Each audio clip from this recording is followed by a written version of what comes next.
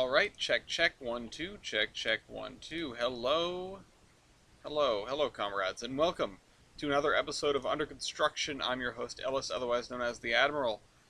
I need to put the link in places where it belongs. Give me just a moment as we spool this stream up. Let's see, let's get it ready in the thing. Let's go into videos. Let's scroll on down. Route building stream live now. And I'll just save that. Somebody remind me to hit enter. Hello, Trainz Street. Welcome to the party. Remind me to hit enter in a little bit. I need to clean up my desktop. Once again, the game is working. I can talk about that in a little bit. But of course, the stream will start soon. Hello, Yankee. Let me make sure that this is picking it up. It's not. Come on. There we go. Time to not play Tetris. Falling Asleep Productions. Everything's productions. Everything's productions these days. XYZ Productions. Flying Yankee Productions. Distant Clear Productions. There are so many other ones. I mean, it's just like pick a signal indication and the word productions and you've got a YouTube channel. I should change it to Admiral Ellis Productions or the Iron Horseman Chronicles Productions. This isn't shade for the record, it's just a trend that I've noticed. Oh, that was terrible. Get it? Alright, that was... could have been worse, I guess. That's not going to help anybody. Never mind, problem solved. I love it when a problem solves itself. Like that. So yeah, it's a reoccurring thing. It's something that... I wonder who the first person to do XYZ Productions was, and did they like get inordinately famous and everyone decided that they needed to be a kind of productions? I mean, Yankee, what made you do Flying Yankee Productions? Did it just feel like the right thing to do?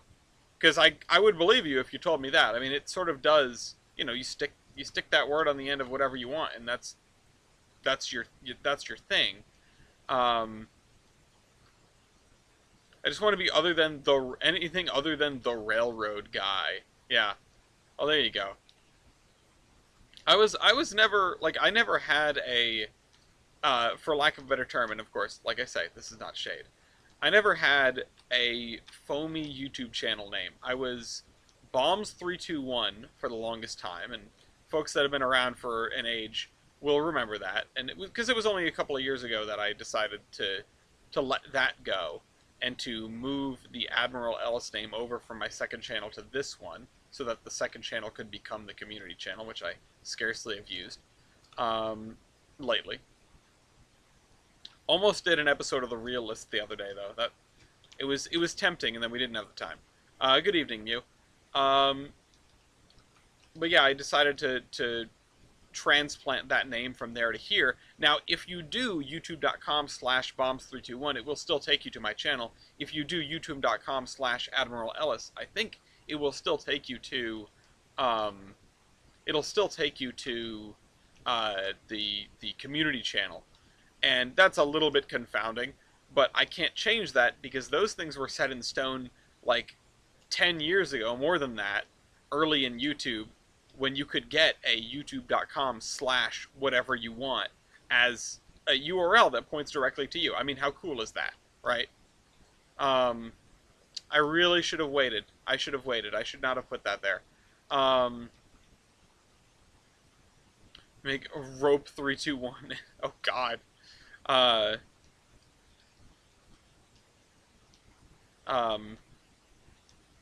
Hangman 321. Let's put that there. See, I don't know why. No, I get it now that you made the Morshoe joke. I thought you were just talking about death.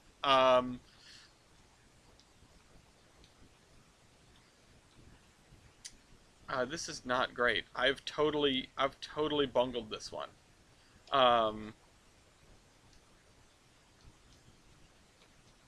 Gonna get me demonetized right off the bat, which this stream should not be monetized. I think it might get ads Do your first of all, do your schoolwork, Train Street. Second of all, this is not Tetris. Um, this sucks. This sucks. This sucks. Oh my god, why couldn't I get that in the right spot? Okay, we're done. We're done. We got some. Wait. We got a line. Please have like a massive cascade. Oh my god, 4 lines at once. And yeah, no, okay, all right. As soon as I give up, um, as soon as I give up, everything happens. Um, I'm gonna have to read. I'm gonna have to read Yankee's message about the name in a second, because this is too good. Let's put this down here, maybe. Okay, we got 1 line removed. That's less than ideal. Hmm. Hmm. I hope there's somebody out there that comes here just for this. I mean, you have to be right on the ball. Like when the stream starts, people sitting in front of their computers at 7 o'clock Eastern time and going, "Oh, where is he?" And then I start at 8:30, because I could have done like a T spin and got that in there. Um, See, that's why you can do a T spin with other blocks in this version of Tetris. Or sorry, this is not Tetris. Um, oh shoot, oh shoot, oh shoot. No. Put that over there. Put this. Oh my god. Alright, that's the worst possible outcome. We're done. Um, to find out about delays ahead of time, yeah. Um,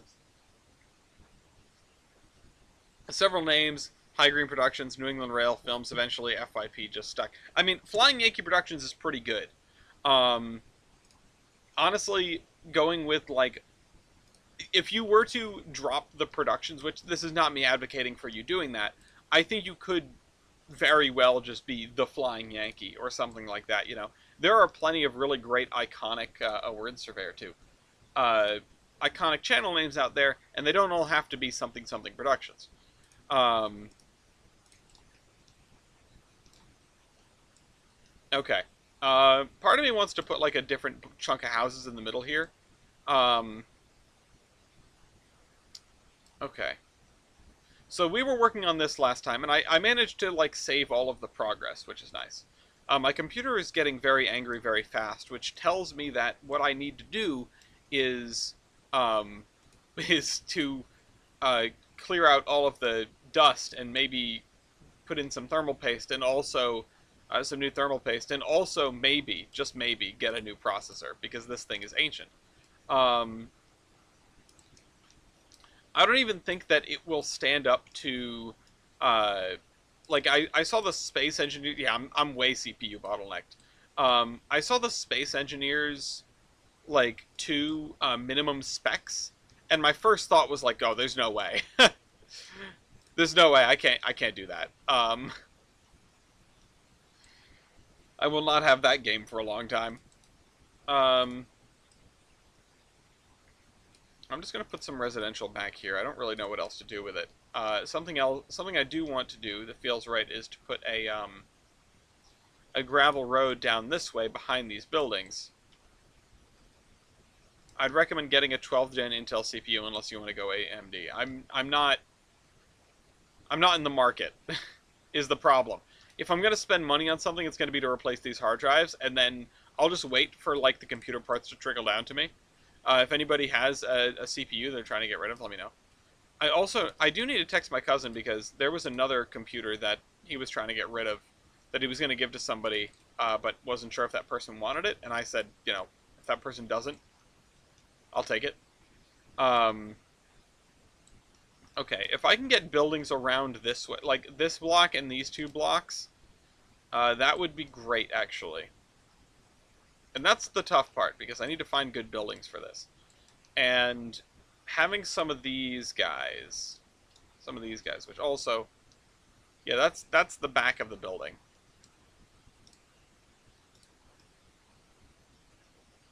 There's only one entrance. Yeah, I'm not in the market. I am out of water. No, and I like the Productions format. Flying Yankee Productions Presents sounds better than the Flying Yankee Presents. Well, I don't know. That's honestly, I think to each their own, right? If you think that sounds better, then more power to you. I think it could go either way. Um, the Flying Yankee presents. I mean that I feel like you can't deny that that has a ring to it. But again, I'm not advocating for you to change your channel name. It's just what comes to mind.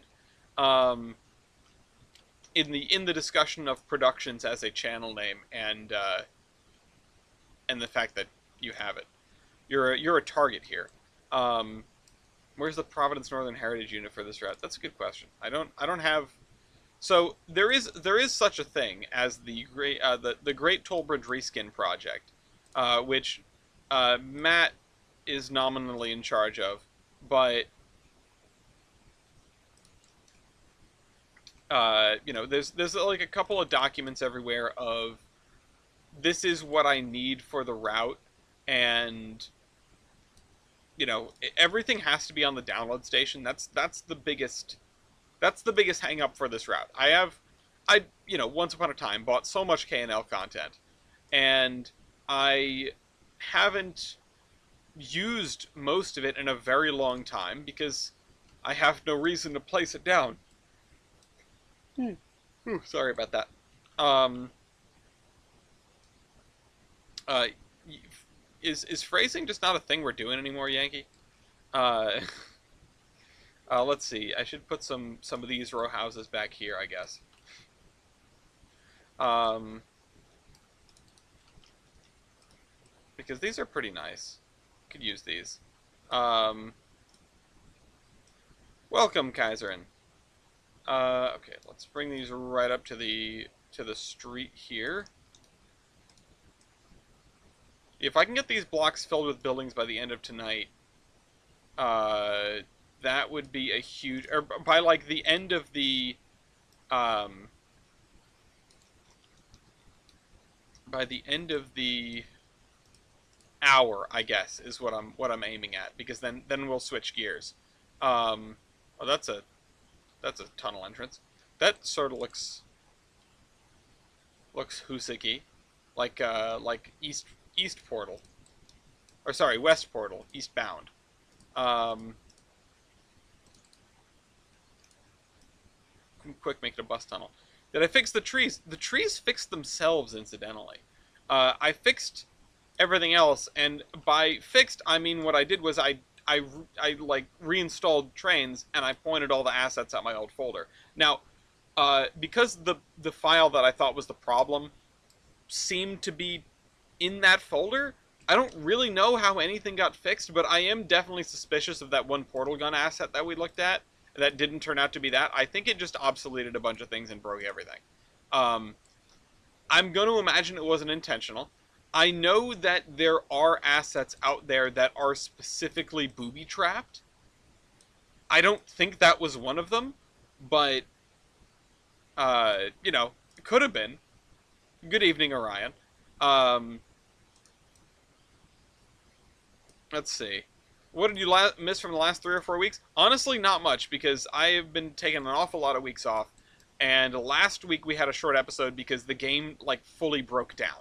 Um, I like this building, but it should be pointed at this and not, you know. It should be pointed at this and not at this.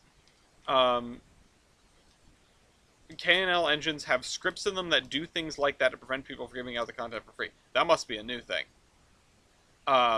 Because I've known plenty of people that have traded K&L content around, and nobody had anything bad happen to them. At least not because of that, anyway. I've known people that... well, I haven't known people. I've known of people that have created sort of a zip bomb of content. Or the equivalent of a zip bomb, where you download it and install it and it breaks everything. And it's not a specific piece of content, but it's purported to be, right? So I don't know of anything like that that's happened deliberately with K&L content, but I mean, I wouldn't be overly surprised, but it just doesn't seem like Steve to do that. He's a pretty chill guy. Not that I wouldn't put it past him as an anti-piracy thing, which, go get the payware legitimately. It's good. Um, Someone tried to send my former friend MIW 261 free, and it did exactly what happened on the last stream. Well, I wonder if that's well. See, the thing is, I don't know how you would set it up like that, because the KNL files don't know who's installing them. So I would bet that they did not actually get sent 261. They got sent something that purported to be 261. Um, you know, even odds, right? My money's on that. There is no Warren Bossing say, and there was no 261 CDP. I would wager that that was something that. Come on, can I grab the? Oops! All right, now it's on the ground. I would wager that that's something that your former friend, got bamboozled. Um, a giant zip file of actual useful stuff is I mean, that's different. Also exists, but different. All right, so I'm gonna need like a courtyard back here, I think. And in fact, let's get some sort of fancy fence or fancy wall. Search filter. Oh no. Yes. Oh. Can I swap this to default, which is the empty one? Fence. If a massive zip file of all the back shops locomotives. Are you going to try to download those portals from the DLS again? I think it wasn't the portals. I would imagine it was the portal gun, because that's the only thing I deleted. Oh, whoops, wrong thing. That's the only thing I deleted in between last time and this time, and things work, although things don't work on the other one. So maybe it was a coincidence, and maybe something genuinely broke, because I have been having problems lately. And the Trainz install is on the sus hard drive, and the Trainz content is not. So by redoing the install and not redoing the content, it makes it wouldn't surprise me if it was actually the install and a corrupted file in the install. And yeah, no, that not to skip the discussion that's going on about the absolute tragedy of that recent Union Pacific wreck with both of the crew members passing away, and I think there were injuries or maybe casualties on the sideline. This is a good place for a small gravel lot. Honestly, I was thinking of setting up tables back here, Kaiser, and I was tempted. I want to have like a little patio for the restaurant. But leaving some space like right here for a gravel lot is probably the play. Let's see, because we have one right here, and this is an industrial one. Yeah, I thought somebody else, there was some collateral damage. I assume injuries. I saw like something had landed on somebody's car. I don't know if the car was occupied. And also the damage to the building. Like that's like obviously the deaths of the crew members are a tragedy, but it's not every day you have a train wreck that also takes out like a good chunk of a historic building. Hello, Redding. We're being depressing at the very moment. But yeah, I mean, I'm hesitant to talk too much about it. Not only because it's a developing story and, a genuine disaster, but also because I know we're going to cover it on the podcast. So, here's what we'll do. I'll use this as a. Should I use this as one of the walls? Yeah, like that. Oh, that's not quite lined up. The thing that I have heard, and this is as far as I understand hearsay. If somebody has got it from a more reputable source, that's great. But that the truck was stuck on the crossing for an hour or something like that, and that's absurd. And no one. The thing that's absurd about it is that no one called the railroad during that time. Like, I know and I can be incredulous about this all I like. We have to be real here, and the problem is that knowing to do that is not something that's like in CDL training. Uh, if you're, I heard it from a friend who heard it from a friend, right? Hearsay, but as I understand, it is not something that is reliably taught. Um, yeah, and the crossing was not for trucks, but even and obviously that's the fault of the driver for not noticing that or not knowing that or not choosing the correct route. But just there are plenty of incidents where trucks get stuck on crossings that are perfectly fine for trucks. At least they're rated for trucks. And then, or even cars get stuck on crossings, or cars break down on crossings, or, crossing is blocked by anything, any way, shape, or form. And people don't know that there's a phone number you can call and an identifying number of the crossing to let the railroad know to not send a train. And like, don't hesitate to do that, and don't like leave it to other people, because the police will tell their dispatch, and their dispatch might not forward that message along. Um, yeah, I mean, this. Listen, I don't think blaming the incident on the trucker is particularly controversial. Uh, it's a tragedy all around. It's a mess, and the only way you make that better, the only way you improve on that, is to figure out where the faults are and try to make good on that. Not noticing or ignoring the crossing, the truck prohibition signs, yeah, that's pretty heinous. But not knowing what to do after the car gets stuck. Worked for Prime and said the blue sign was taught in training. That's good. That's good. Um, it needs to be like a basis for like CDL licensing. Uh, hey Mopac.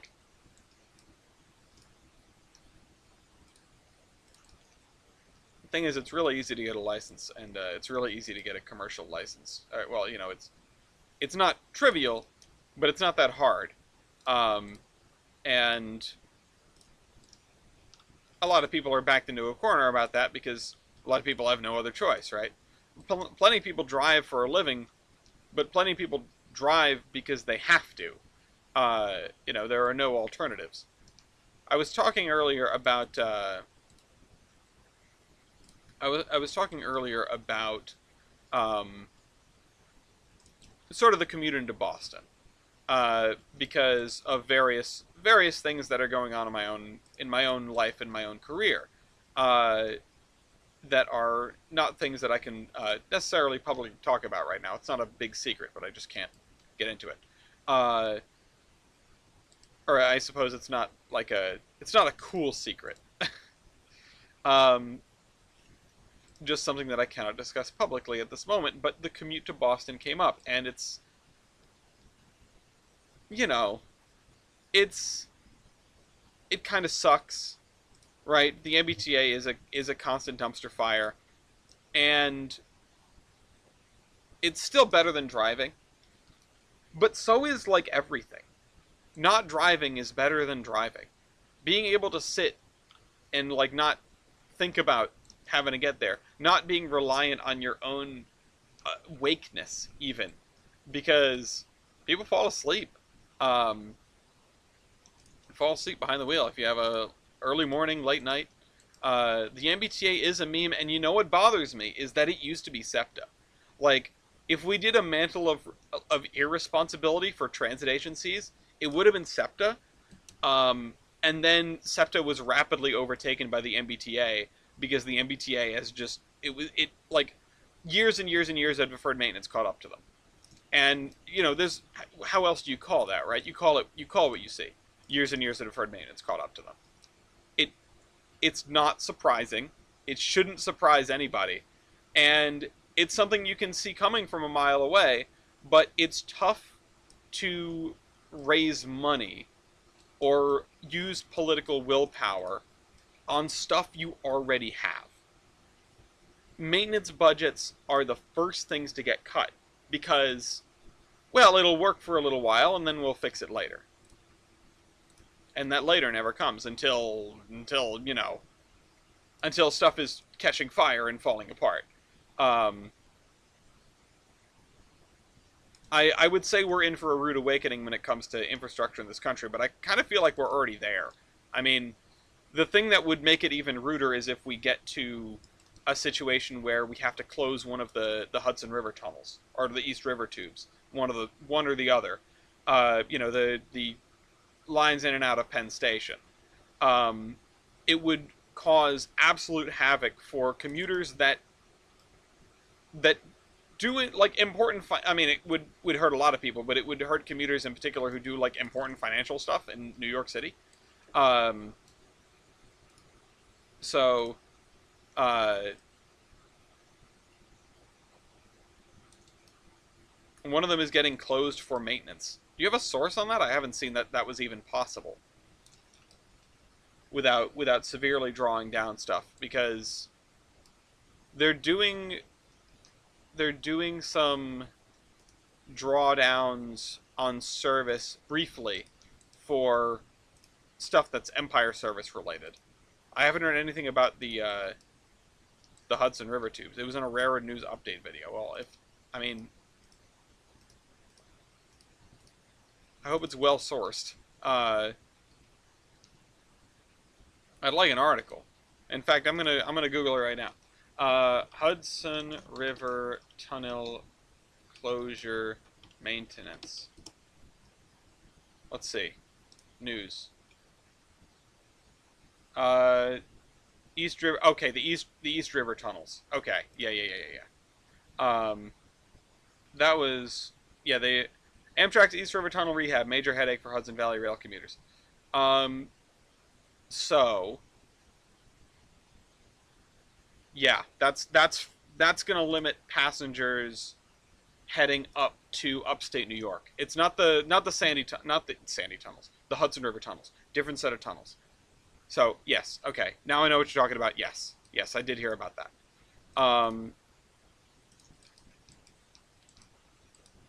And yeah, I mean the red line being closed in spots.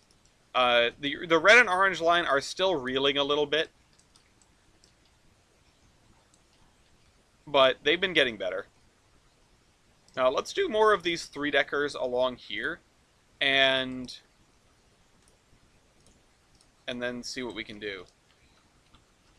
Because this area it feels like it's giving me a downtown vibe, and while you really wouldn't necessarily have another commercial center propping up over here, these are larger buildings that may have at one time or another been industrial.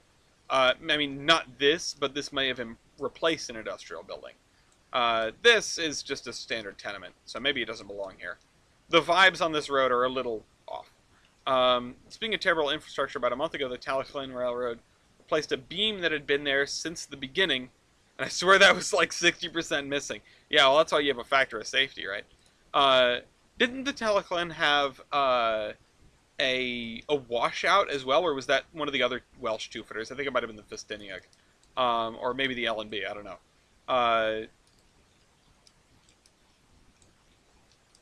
There was a washout on one of the Welsh two-footers recently. I don't know how long they expected to take to fix that. I wouldn't be surprised if it's already fixed.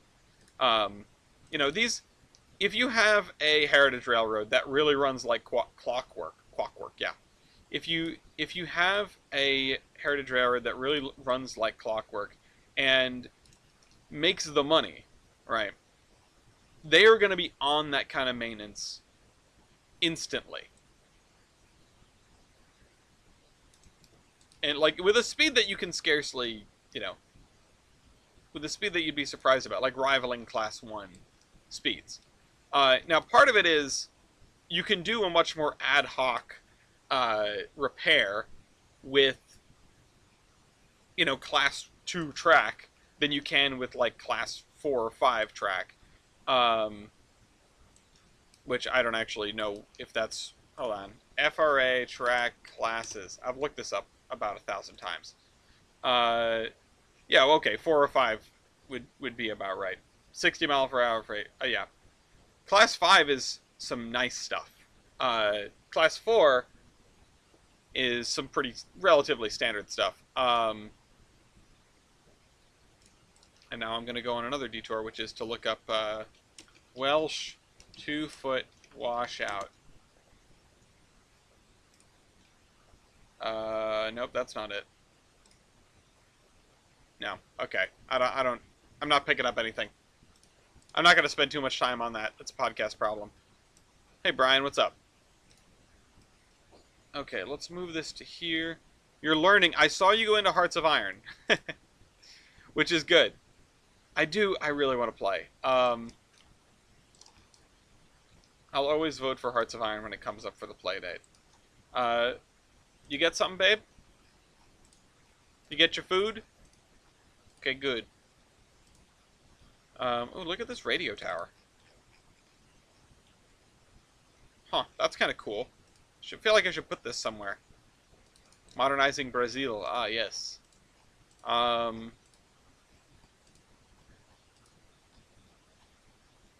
want something that'll, like, take up this whole footprint. Maybe not the entire footprint, but something. Something. We got lots of tow trucks, apparently. Ooh, that's a nice house. Give me that. Where'd that go? Bear Hollow Mine, Bear Lake Mine, Beatty House Night Mode. This back here. It's kind of a nice house. Reminds me of a smaller version of Sprague Mansion, which is not too far from me. A pointless flex. If you look up a picture of a Sprague Mansion, there's a little like a widow's walk kind of thing, like a gazebo on top. I don't know what the name of that would be, but I've been in there. Look at this. This is kind of cool. Does not belong over here, but it's an agro plant, so maybe it belongs like right here. And maybe it's shuttered, right? Maybe it's not doing anything anymore. I'll try to line it up with that. So, you know, maybe in a world you'd have a track that goes through here.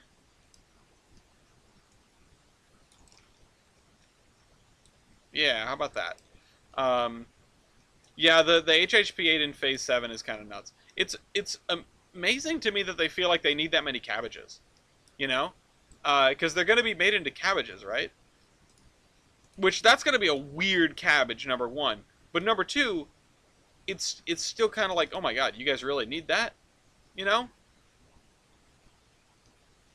Okay, so here's what I want to do. I want to take this, and I want to put this somewhere, but I want to stick something on the back of it. Oh, they were on the Keystone. Oh, because they can replace the Metroliner cab cars. Okay, yeah, that makes sense. Damn,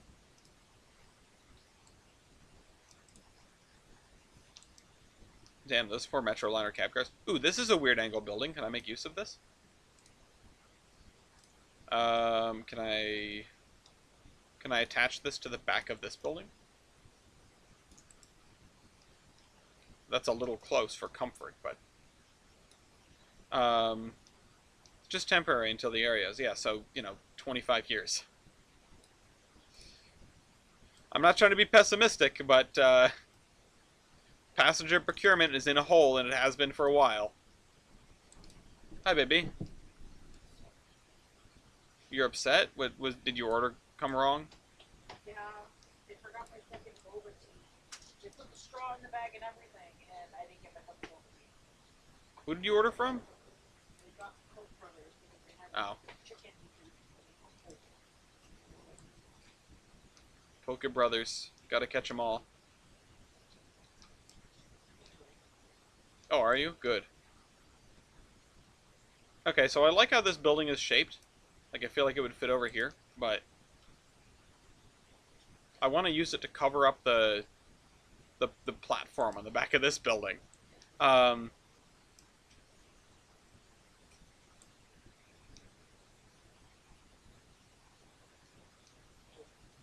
I should actually shorten this then.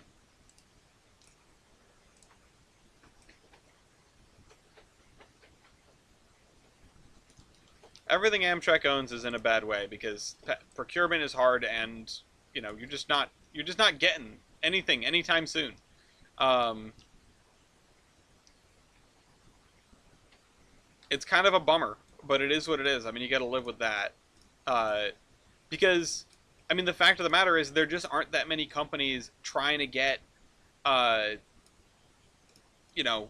passenger equipment these days. And when you have fewer people trying to get passenger equipment, well, now you have fewer, like, there's a smaller market, so you run into the problem of having fewer companies that can provide passenger equipment because the market can't support more than a couple. And then when there's a rush on stuff, then those things are, the timelines get all stretched out. Um, and we're a place that sell locomotive parts. Honestly, I don't know any place other than like eBay and train stores. I don't think there are too many. Um, I don't think there are too many like storefronts, or like specific websites, right? Okay, so I've made this building, and I don't really like it, and it's in a really terrible spot.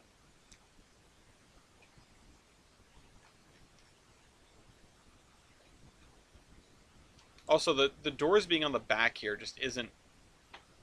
I don't like that either. This sucks. This thing that I've designed sucks. Oh, what's this? This is cool. Okay. Okay, it's already 7:40, and I have not exactly figured out how to what to fit in this area.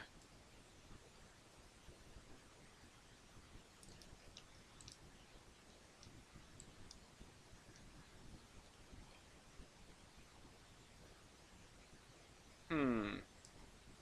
Actually, do I take this and rotate it like this? Maybe? I mean, it's got that bay window on the back, which is really neat. Oh, because this is for a platform, right? Um, that's a ticket window. Duh. Um, so if I slide it into this building, I mean, the roofs are gonna look weird, but at least it will look less ugly on this side. I love a good kit bashed building.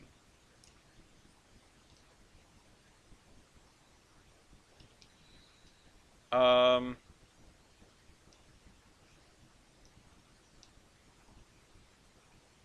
yeah, okay. This is weird though because it would not like the main entrance is around the corner. I'm only doing this because this building is shaped like. Hold on, we're going into Surveyor 2. I've got 15 minutes to finish the goal that I set out, and I'm not getting anywhere closer. Okay, this is much better actually. And then where are the garage doors? They're on that side. That's fine. I line this up with this street here. This building is not quite the right shape, but it's pretty darn close for an arbitrary angle.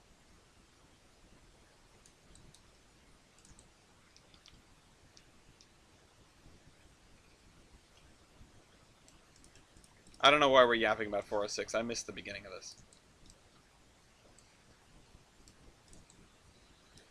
Okay. Let's scoot this over to like here. We've ended up fitting this very nicely in this space, which is not really what I was aiming for.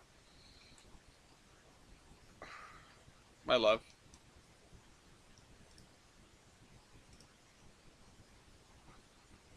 Gloria's got their headphones on. They can't hear me. I said something.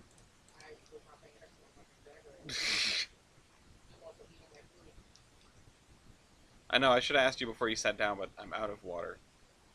So, when you have a moment, could you please get me some more water? Because I'm yakking over here. My throat's dry. Alright, let's give Swift and Company a parking lot. Or like something. Some kind of lot. Some pavement. Anyway. Um, I will not buy the entirety of Batch 4 so I can get an Eagle Lake and West Branch card. Well, you know, I won't stop you. But there are definitely people who you can trade with. Um, let's just put some grass down as well. I want to trade you for 1630. Hey, that 1630 trade is already coming in handy, huh?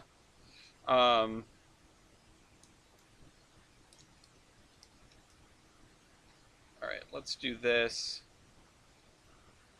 I I haven't made any headway on what batch 5 is going to be yet, but it's coming. There's just one thing standing in the way, which is Christmas. uh, the people I would like to talk to are currently doing Polar, and I'm not going to be interrupting that. Maybe if you threw in an empty one. It's a hard bargain. That's a hard bargain is what that is. I still need to figure out what to put in here. Because my idea was I want a building that fills in this whole area, and I got half of that. I got a building with a very strange roof.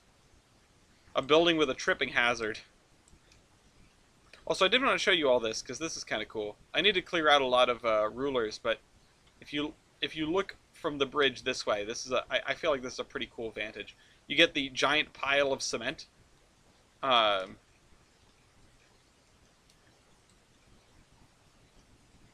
Okay. So, cucumber field. Yeah, that's what I need. I have so much of the BDW stuff and etc. etc. Ooh, that's a nice house. Put this over here. It's very, very yellow. It's got a bay window on the lower level. Gloria would love that.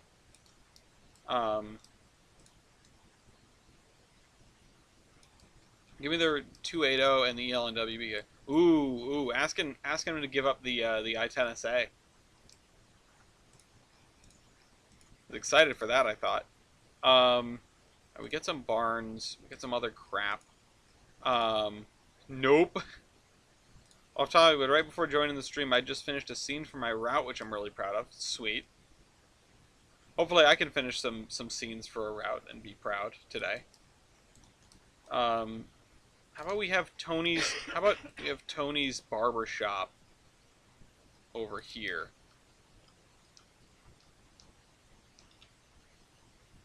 Shop open. Where's Mew when you need him? Mew has like 17 of every card. What is this? Whoa! That's cool. That's a cool building. Doesn't fit there at all. But it's cool.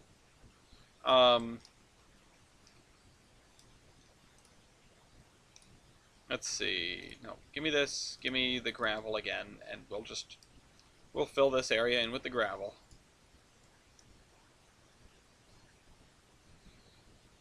Alright, there we go. I appreciate the fact that with batches 3 and 4, there are like actually cards that are properly in circulation, more than like a couple versions of them in the local area, and they're actually coveted. If trading cards are so good, why isn't every single Rutland Railroad locomotive on there? It's psychoanalyzed down to the atom on performance. Well, you know, it's about $600 to print a full batch of cards. If anybody throws me $600 and says, I want a batch of this, I mean, I'll make it. It's going to be a lot, though. It's going to be a lot of work, a lot of cards.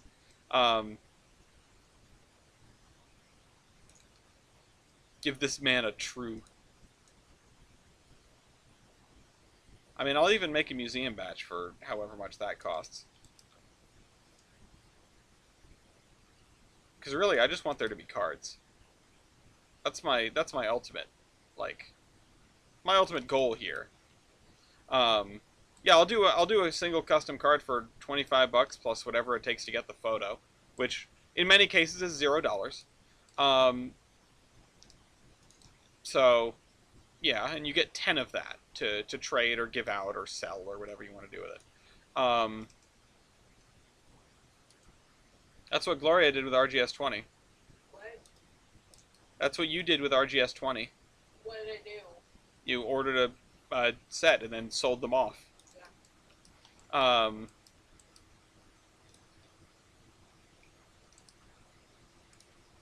so give me that. Flying Yankee card. That would be kind of fun. Be the first card that I can put seating capacity on as a stat. Because the helper cards, they don't have like a defined set of stats. They have half of their stats are predefined and the other half is sort of whatever you can fit in there. Which, you know, is part of why it's so much of a headache to find a proper use for them in the game. Let's put this back here. Then I actually want some grass around us here.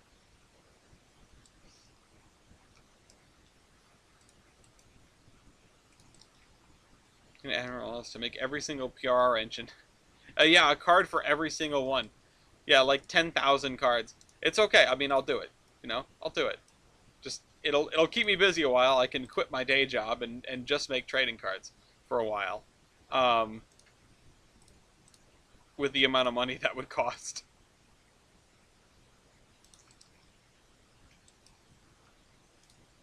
I ended up looking into another printer aside from Vistaprint because I use them for everything.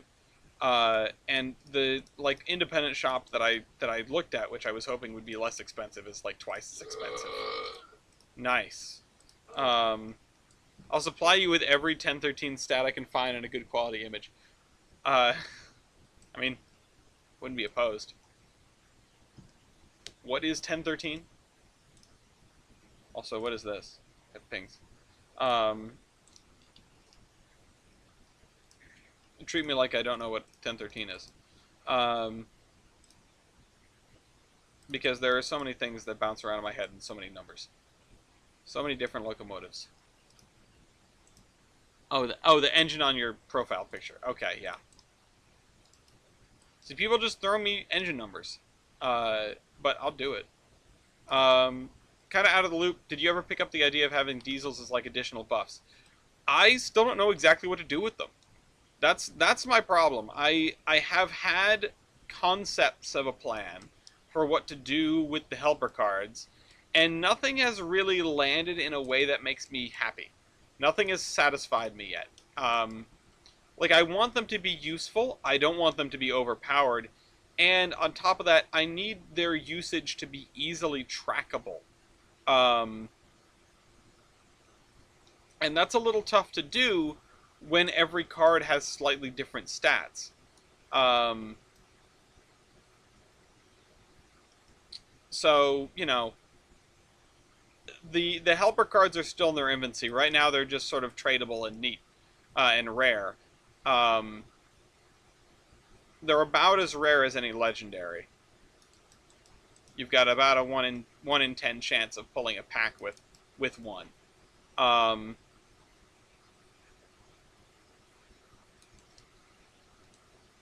So let me think, because I see, and now like my brain is turned on. It wants to solve this problem right now, but I'm not in the position to try and solve this problem. I need to sit down with like the rules of the game. It took me quite a while to get down the rules of Locodome, which Locodome is probably the most intricate of the Loco games. One-on-one mode, it sort of feels like a Pokemon battle. And I am, you know, I can break down a lot of that thought process. I'd have to really walk back through it, but in any case, getting the helper cards to work. Now, I would like to think, if nothing else, a helper card is sort of a free veto or a free swap in on certain stats.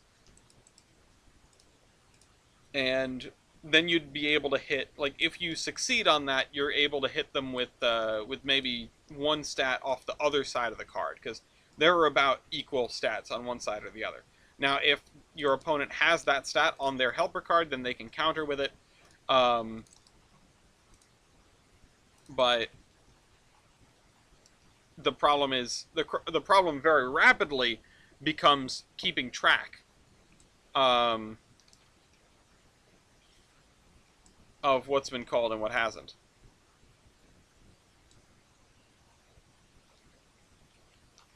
Okay. Got this big building here. We're gonna have to do a lot of trees around here to make it look not terrible. At 7:57, I didn't figure out what I wanted to put over here. This is sort of a cute little Backstein house, whatever that means.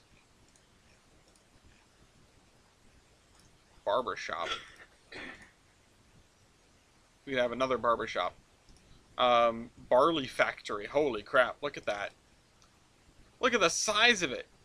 These things are like. Please tell me this is like an LOD problem and not. These things aren't actually, you know. They don't feel like. They don't seem like they are. It seems like this is a level of detail problem. Hold on, let's see. Can I fix this? Settings. Tree detail, scenery detail. What if I turn the scenery detail all the way up? Will these turn into circles? No. Turn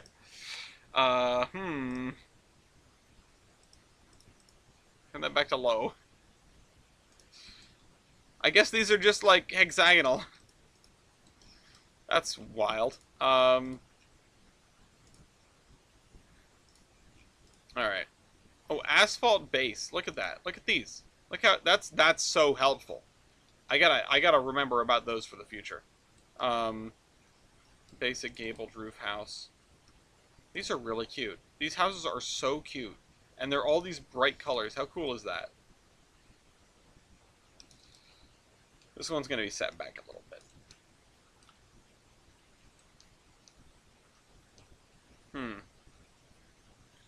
We already have a little memorial down the end of the road here, which is a giant building that I sunk all the way to the ground. But we don't have, like, a park on this side. You know? I'm liking how this has filled up, though. I really am. And we're probably going to use more of these splines in other places. I did finally get to ask Gloria if this gave Central Falls vibes, and they said yes, so that's a win for me.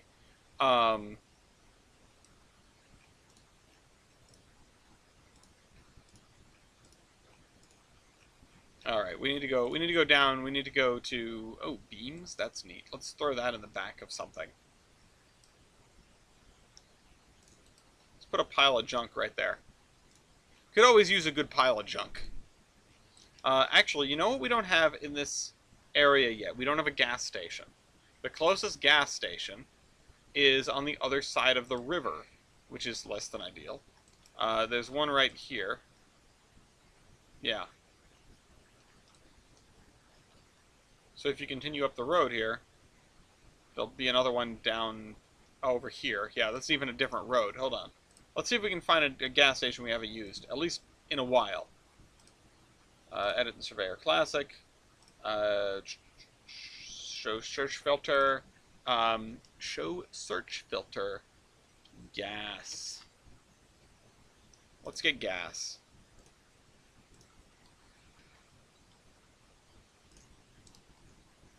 That is not a gas station. It's kind of a cool looking building, though. I need, like, more 50s gas station. Yeah, there's this. This I don't think I've used. I feel like I would remember this. There's also a dude, which is something that I've kind of been avoiding. Having a dude. What? No.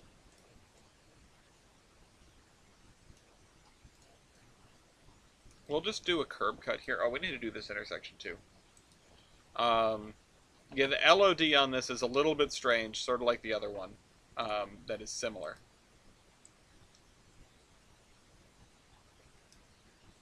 Give me this stretch of road. Oh, that doesn't have a stripe. Hold on. No striping on that. Let's find the appropriate one. Yeah, you. There we go.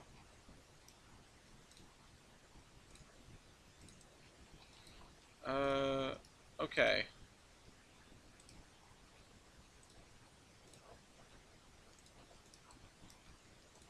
Let's put this in here. 50-50. Wrong. Good try, though. And I'm going to slide this right up to the thing. I figured I could end up taking up a bunch of space with this, but because the tiling on the ground is so intricate and I don't think I can or should try to match it, I'll just bring it right up to the road. Um, so, what needs to go in this corner? Again, I'm thinking like park space, maybe just right here in this triangle. Although, I feel like we did. Oh yeah, okay. So there's a playground down here, a small one. Um,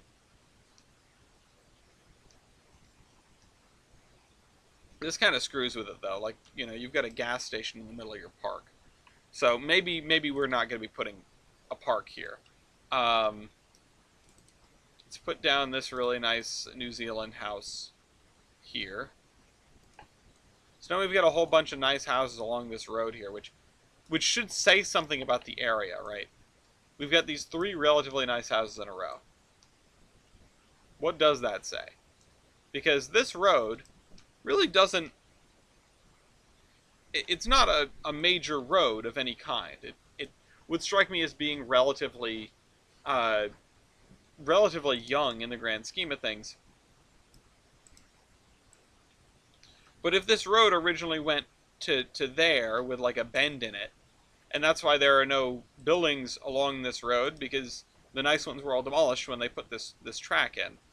Well, maybe that does say something. Um, and in fact, I'm going to lend credence to that by doing this. Let's grab this kind of road, but with the one sidewalk. Because what kind of town has this much sidewalk? Wrong way. I'll take the G&W livery with the 2 black stripes. Looks better than the new G&W livery. I've never been one for G&W liveries in the first place. They usually take the place of much more unique liveries by railroads gone by. So I haven't actually seen the one you're talking about though, so I can't make a judgment call.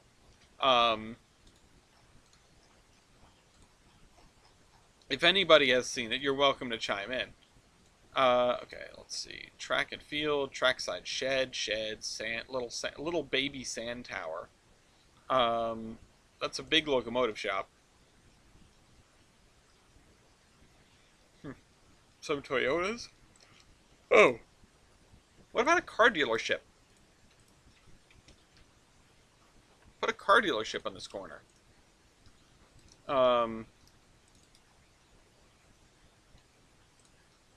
Especially with the gas station here. This is like automotive corner, right? It's come case of rather thankful that G&W's livery overrides it. Why? What's bad enough? That's a big building. Okay, I'm looking for a small car dealership.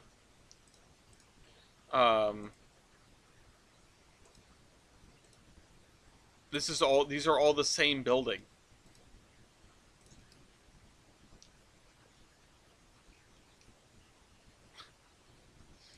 Okay, well.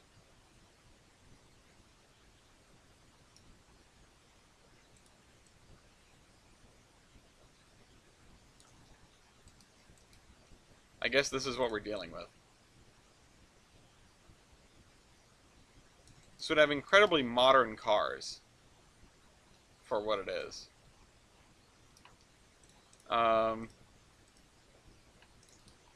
Holy Moses!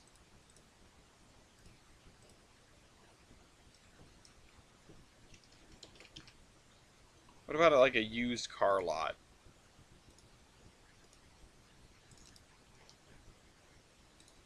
Okay. So we can just Billy Bob's used cars, and then we can just fill this area in with cars. Whatever, it works. It's not great. I'm gonna use even more of this gravel.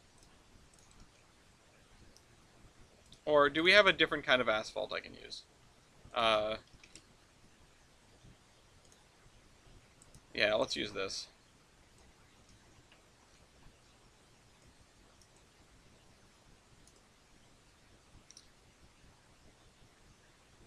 Okay.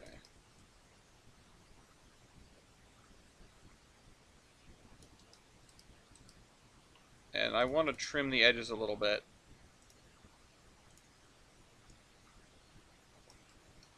Yeah.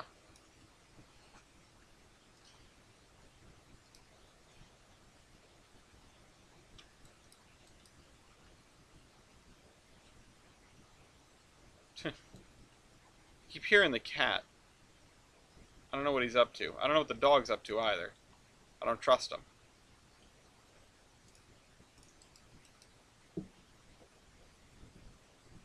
Lafayette, what are you doing?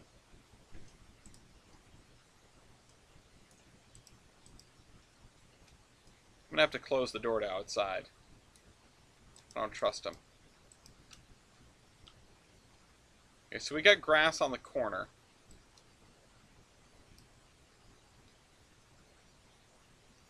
I guess we've done the buildings, the stuff that we needed to do. Oh, am I gonna be at the club this Saturday? Yeah, I am because of the scouting group at 11. Hi, Pup. What are you doing? All right.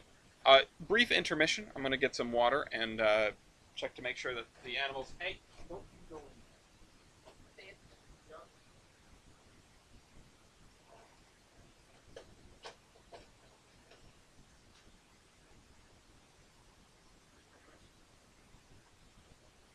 You want to just throw that? Yeah. Okay. I always have plastic for. Yeah.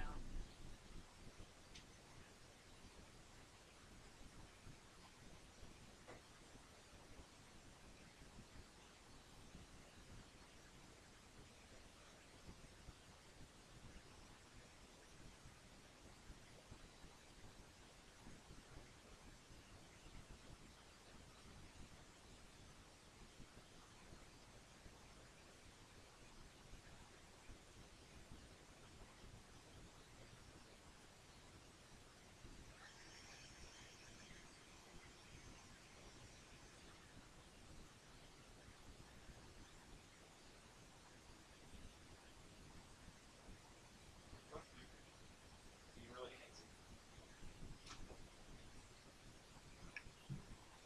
All right, there we go. I never thought Ohio Central was that bad of a livery, but I'm a relatively easy to please person when it comes to railroad liveries. I can't even, you know, I mean maybe CNNW I don't like. It's pretty gaudy. Okay. So what I think, and I'm, you know, when inspiration strikes, don't let it go. So I'm gonna put this up to here. I'm gonna put a chain link fence around this lot.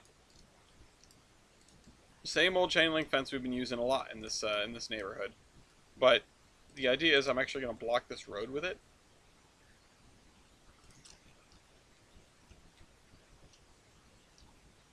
And then bring it right up to the backside of this building there. Here to here, here to here, and then here to here. Okay. See, I always disliked CNNW because...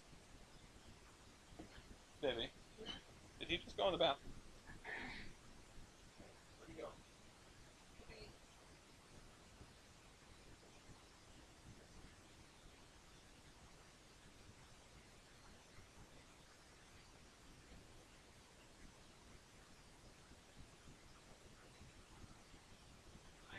Has he been out since I started? Or since I finished work? You going outside? He's been acting antsy. Okay. Sorry, I keep being distracted. I expected this to be a perfectly smooth video from start to finish. Um, Godspeed with your job applications, Mew. Okay. So, see, Mew. People were talking about trading. You missed some trading discussion. Yeah, CNW and locomotion was just gaudy as hell. All right, let's do this.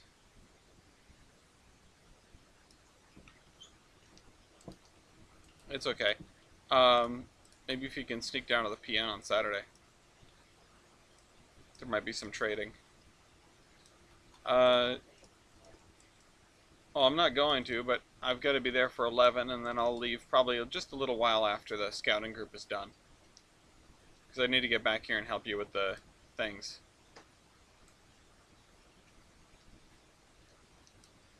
What is going on here? Oh, you know what? This was me going way overboard. Yeah, no, mainly members will be there for the scouting group is there at 11, and then after that is just a normal day. This is a weird... I don't know what happened here. This is just like an indent. I do want to have an informal op session with the, you know, with us, as it were. I don't know how long the scouting group is intending to stay. But I wouldn't presume it would be more than an hour or two, because it's because of the way they scheduled it. If I do make it, mind if I bring a thing or two? I mean, if you make it and you know we start sputzing around afterward, which I won't be able to stay for too long. I mean, I wouldn't be opposed to letting you run, but there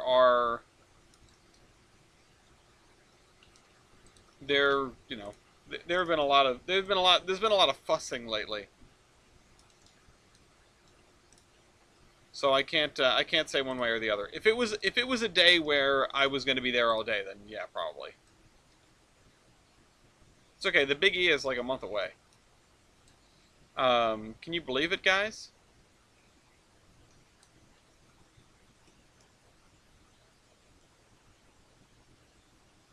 So I feel like I'm still doing presidentialisms, even though I'm no longer the president. I mean, part of that is the fact that it's my phone number on the website, but gotta find a job close to RI, yeah. Well, if you're still far away, you can be an associate member and you pay less in dues. So, I don't know. Is Plymouth 50 miles away? Is Plymouth more than 50 miles from the Grange? Showing up tomorrow at 12. All right. I know. I can't confirm how long I'm going to be staying there, but 50 miles is the cutoff there. You get like a third of the normal dues or something like that. And there are some other restrictions as well, but it's not important.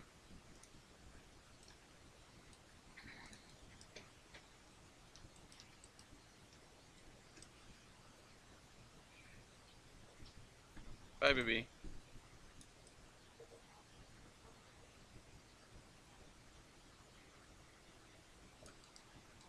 Lafayette's been acting so sus. 75 miles an hour, 22 minutes. I'm not sure if it's supposed to be as the crow flies, but yeah, I mean, that's probably more than enough. I mean, that's more than 50 miles, and I would accept that.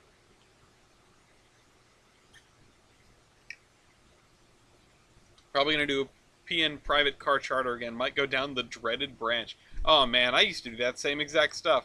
That takes me back. So say we all, Orion. How does associate membership work with attending mandatory meetings? Okay, so let me do this. Membership application.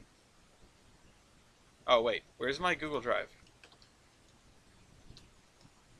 Uh, membership. PN application. That's what it's called. So, let me read verbatim. Uh, Associate membership is open to any person at least 18 years of age who lives further than 50 miles from the club. Upon completion of this membership application, the trial membership period, and payment of the requisite initiation fee. During the 6-month trial membership, the applicant must attend a minimum of 4 regular club functions, which is down from 8, including 1 monthly business meeting. So you got to do 1 business meeting still, but you only need to make it to 4 things in 6 months instead of 8 things in 6 months. An associate member shall pay reduced dues and assessments and is entitled to unlimited club access and use of all the club facilities. Associate members may join any committee, but may not vote or hold office. So there's the difference. You wouldn't count towards quorum at meetings, which is the biggest problem we have right now. Of course, all the new junior members don't count either. But that's verbatim the rules. Yeah, only 4. Um, the business meetings are second Tuesday of the month at 7:30 p.m. Alice, why don't we count at meetings? Because you can't vote. Quorum is 1/3 of the voting membership. Because and if you want me to, yeah, exactly. If you want me to break it down a little bit further, the reason that it's 1/3 of the voting membership, or the reason that it is the way it is because we're trying to get a representative slice of the voting membership. Quorum is supposed to be, yeah, there are enough people here to make a decision that has the basis of all of the, all the voting members would generally agree with this. Should let us vote. We're very responsible. I mean, someday soon. I think it's good that you are coming to the meetings. I think it's good that you're participating in the club. That is the most important part. And generally speaking, I don't think whatever you would posit would be different than whatever the membership would be presenting. Um, grass and mud, grass and mud, grass and mud. I need dirt and leaves. Dirt and leaves.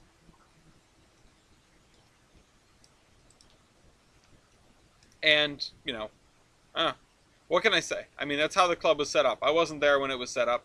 I was a junior member for a long time. Then I was an associate member for a long time. And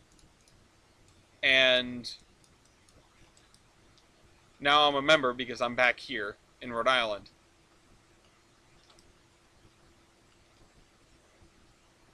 And, your vote matters. I mean, honestly, the vote matters less than the discussion. Because so many votes that are taken at the club are unanimous votes. Like, it's rare that we don't have a unanimous vote.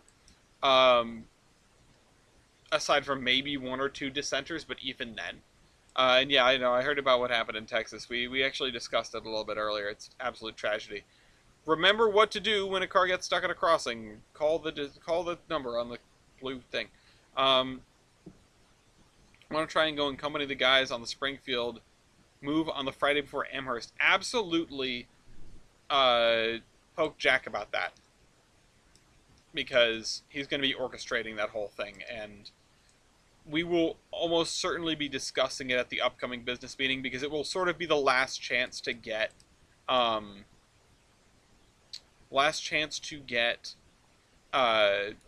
like a truck or something as opposed to renting, a truck. Sorry. What I mean to say is having somebody volunteer their vehicle as opposed to us going and finding one.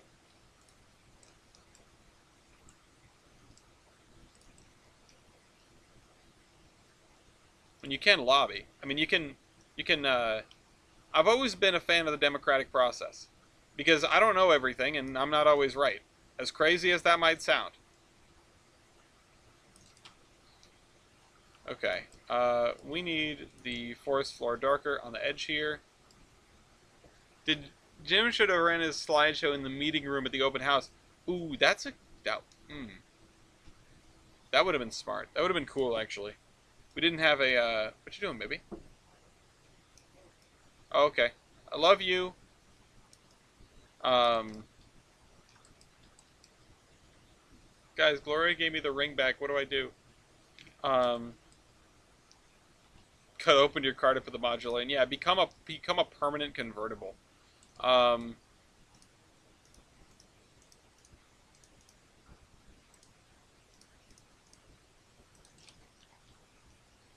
there we go.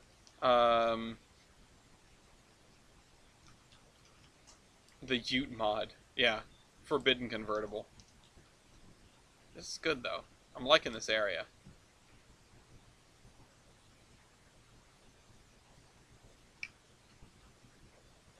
The issue with having a slideshow like that, because it was a manually operated slide projector, is now you've got to have somebody man it all the time. Uh, a lot of great ideas though. Yeah, no, go focus on your job search, Mew. A lot of great ideas though. My mom was adamant about us getting Santa Claus next year. Um, I think she must have spent like an hour trying to convince Walt and JB to have her friend Dan, who is a pretty good Santa, uh, come and be Santa next year and just like set up a thing downstairs for the kids. Which, there's been a lot of a lot of good ideas about what to do with the downstairs space now that we have it. I feel like it's overwhelming because we've never had that space available before. Um, plan a trip to Fort Wayne. Yes, go to Fort Wayne. Check them out. Um, I need to visit as well sometime. Sometime. Um,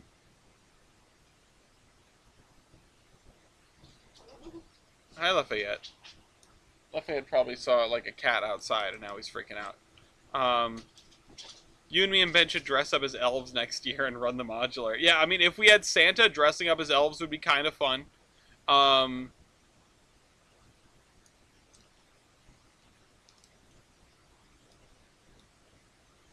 just as long as we don't have to watch that movie. Um, so let's do this. I don't know what to do with this middle section here. It's like to start a motion. All right, motion to have Santa.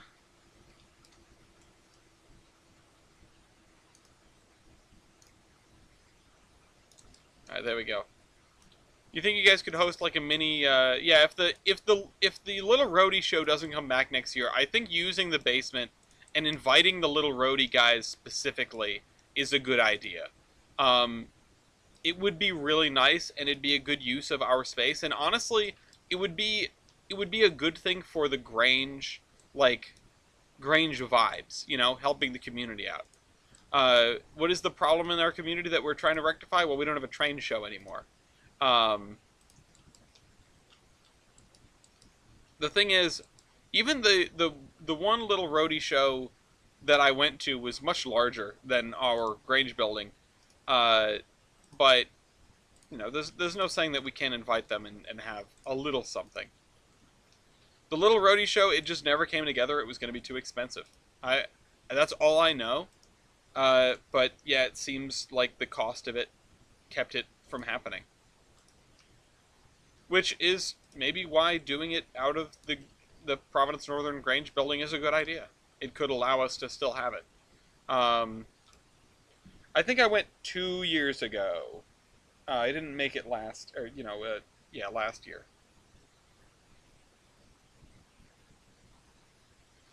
Um,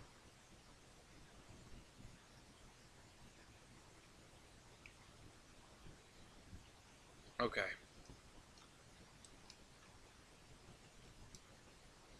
Would the Grange be on board with that? Uh, Probably because like half of the Grange membership is Providence Northern members. Actually, that's underselling it. Well, actually, yeah, half of the Grange membership is Providence Northern members. The other half is spouses of Providence Northern members.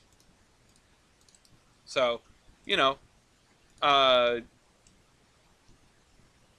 there's a lot of overlap, and Providence Northern members are encouraged to support the Grange because they give us a fantastic deal on rent, and if they were to disappear, the Grange would the building would have to be sold.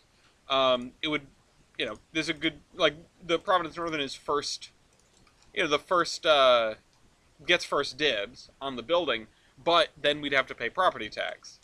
Currently, we do basically all of the building maintenance, which is part of the agreement that we've had with the Grange for the last 15, 20 years almost, um,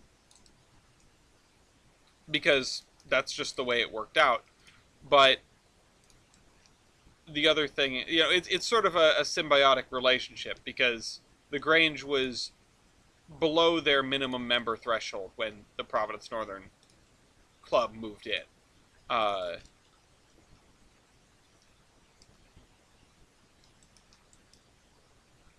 yeah. And the Grange being a charity organization as it is does not have to pay property taxes. Um, I don't know what the property taxes would be in Warwick for a space like that. I think the club would manage to support itself in the situation, but you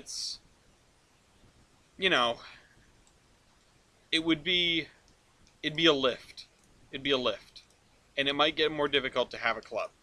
Um, it would probably end up being much more expensive for the membership.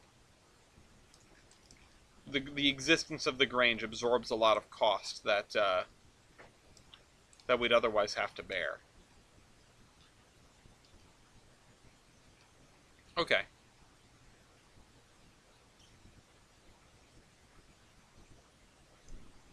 What does it take to set up a virtual railfan webcam?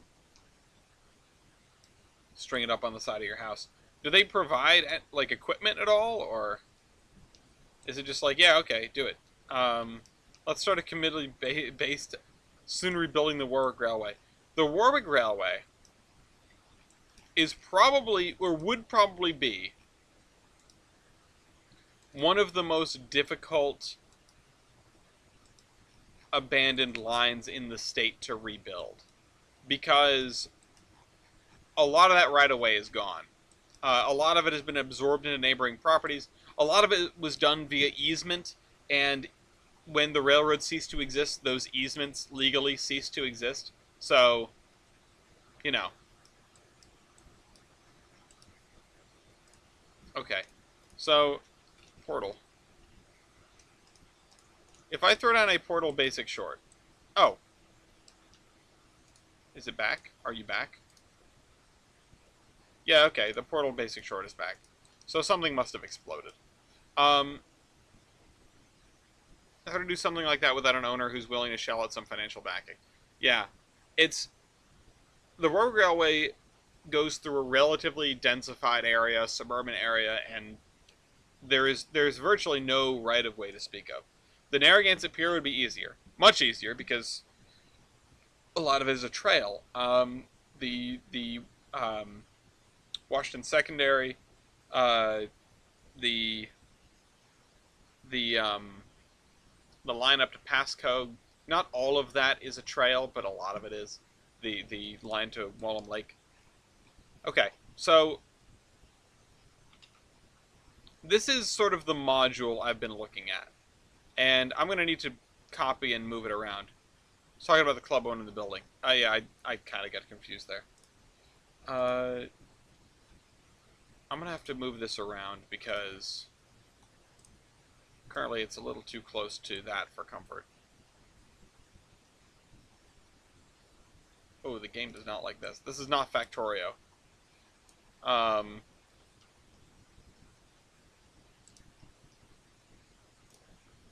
Oh, shoot. Oh, because I have it on this tool, and yeah. Hold on. Let me grab everything again. Oh, that's choppy. Okay. Grab the fine adjustment tool and see if we can move the whole thing just out of the way of everything. The goal is to make a module that, a module that I can copy paste. And a lot of this can be done.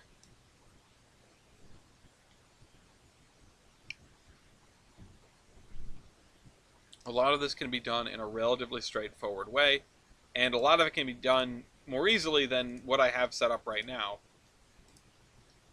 because you can use some cheeky stuff. So this I'm going to put here.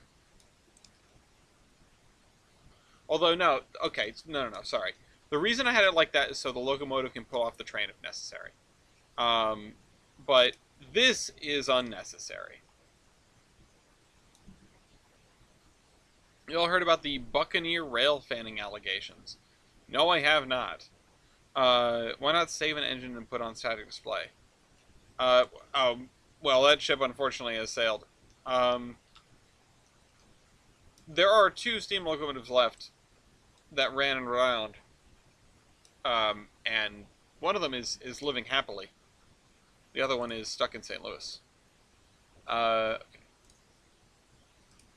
Although, you know, it's not in bad shape. It's inside and everything. Uh, bring him home. You go do your job things. Stop memeing and go do your job. Uh, get this torque check sends the fucking rail fanning stuff. Well, listen, we don't do outside drama. So beware. Uh, don't. Yeah, no, get that out of here. Outside drama is not allowed on the server. Um, so the goal is. The goal is.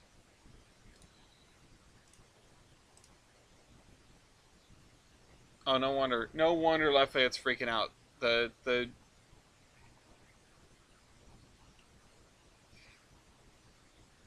neighborhood stray cat. We call him Fred. He's here. Okay. What I want to do is I want to take this and I want to copy it into a thing. Um,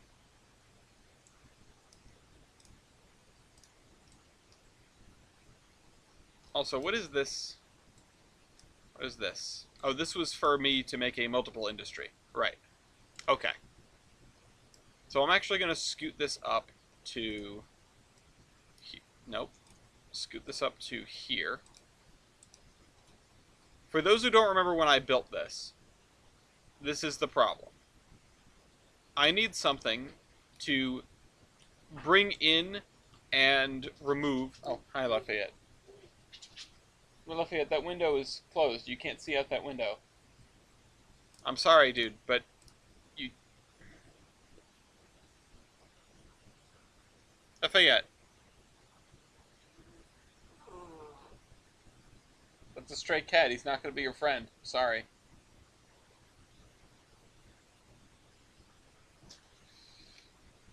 That was today's Lafayette interruption. I've gotten to pet that stray cat. He's a good kitty. Okay. So the idea is... I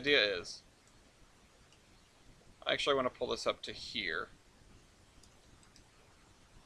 And the train will come out of the portal. It'll pull up to here. It'll go, I need to go to one of these 3 track marks. They'll be named in a way that will make the command work. And it'll go to this one, or this one, or this one in that order. If it pulls up to this one, it will then receive additional instructions to back up and load at this multiple industry, and then pull back forward, and then cut the locomotive off and go. Cut the locomotive off, pull to here, and then delete the locomotive. So this is going to be called... oh, I need... Where's my standards? Is it at the bottom of this? No, it's its own document. Need to go back into my Google Drive. It's in Tolbrand. Standards. Put this over here. Track marks, railroad, town, location, description. This is going to be north staging, so it really doesn't need... There is no railroad here. So I'm just going to say... North staging. I'm just going to write north staging, which... I mean, that breaks the standards, but whatever. North staging, or did I have an abbreviation for that? Town location abbreviations. No. Alright, whatever. North staging, loader, coal. North staging, loader, coal, terminate. Save changes.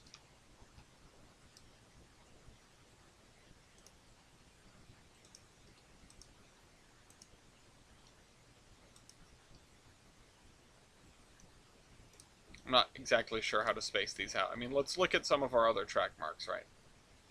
Let's look at the ones that are, like, in the map. Because everything else has abbreviations, except for, like, the last word.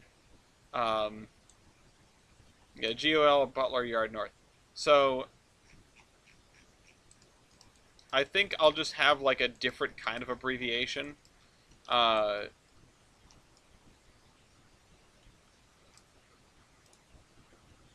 I'll do it, NSTA. North staging, coal, terminate. And then this is going to be... Okay, well, hold on. We need to move this. We need to move these things around. Need to make this work. Don't worry, David Mitchell. We're caught up on the news. I need to put this not too close that it triggers the... whatchamahoosit. Although this, I just need an invisible buffer for. So, let's... because I know I have that. Show missing assets. Oh, no, not show missing assets. Show search filter. Buffer. Invisible buffer. And this is going to be the one time where I don't need a piece of invisible track.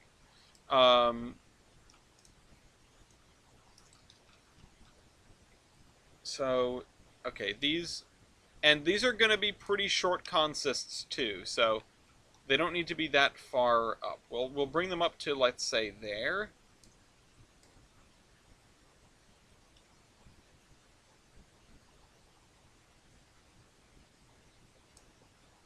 Yeah. Okay.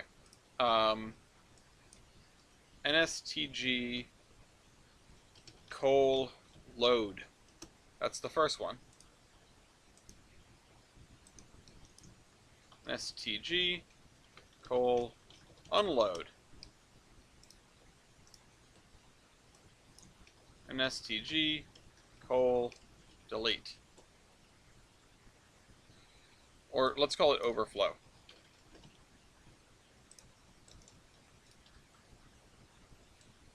Oh, and let's put one of these down here too. So these things are going to come in with 4 cars and an invisible locomotive. And all it's going to do is it's going to make this decision. If this one's full, it goes to this one. So pulls in here, and if it can, then it pulls back to here and loads up, and then it pulls back forwards again. And then the locomotive comes off, goes to the terminate, and deletes itself.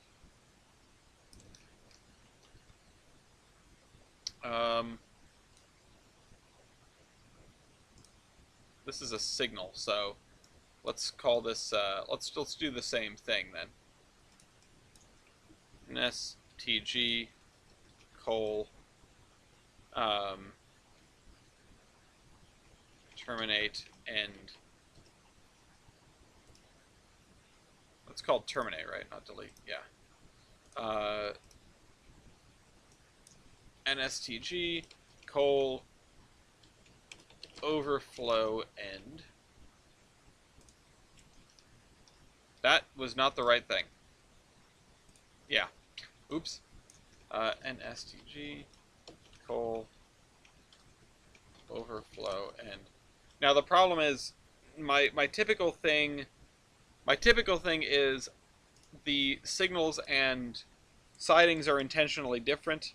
Or the signals and track marks are intentionally, the important things are ordered differently. But not going to be a problem here. NSTG coal.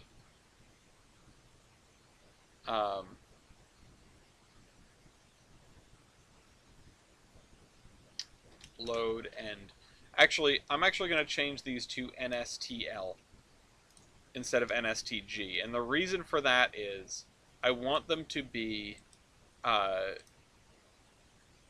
want them to refer to where they are, which is this is not just north staging. This is the north staging loader.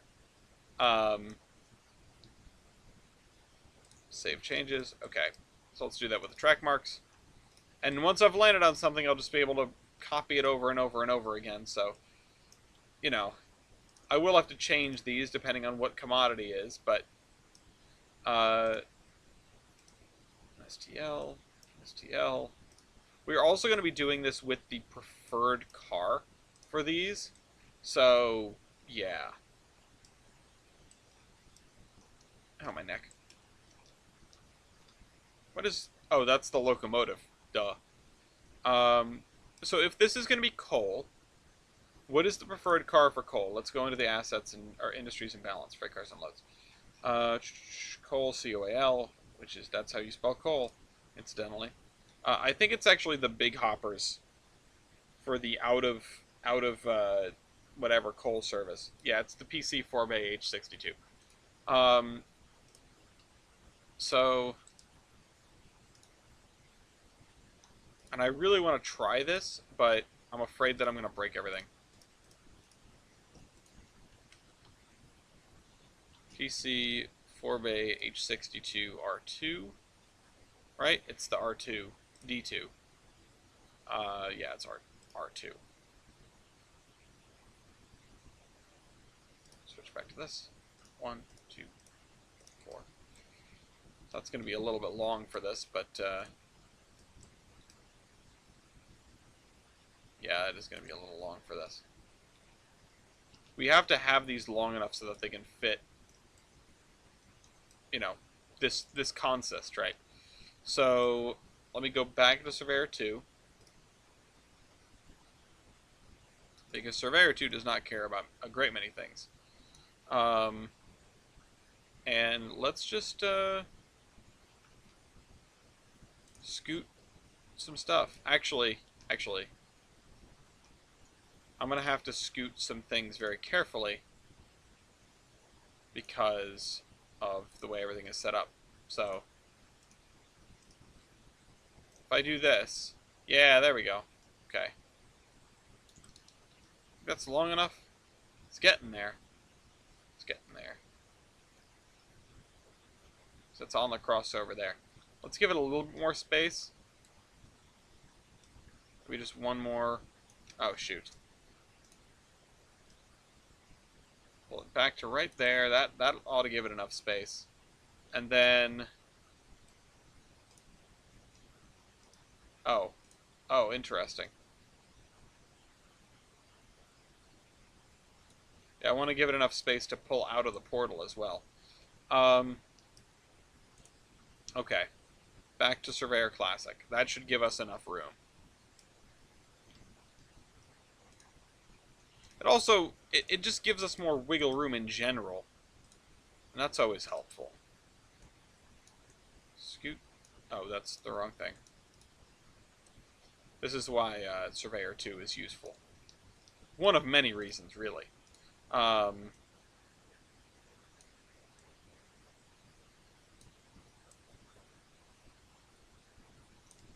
Okay.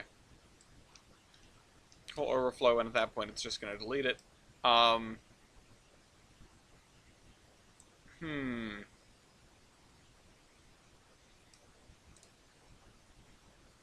do I have pings? Oh, never mind.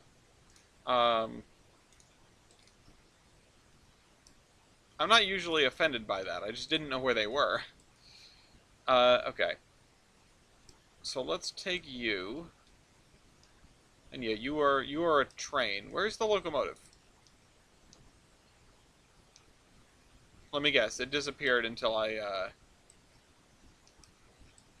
uncouple it, right?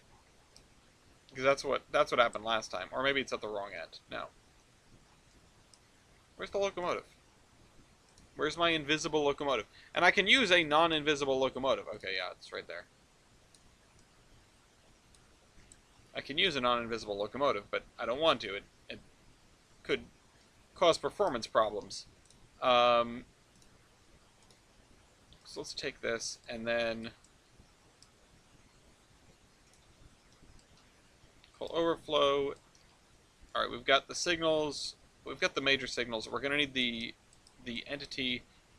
We actually need to name this portal, don't we? Which is going to be NSTL portal, or let's just say coal portal. NSTL coal portal. Produce new trains. Produce trains every 15. One of the following constants is chosen. Okay, actually, let's do, yeah, let's do 15 for now. And we can do any of the alternative rail cars as well. That would be kind of cool. Okay, so do not consume trains. Actually, you know what? Yeah, whatever. In case the AI backs into it, I don't want it to be derailed.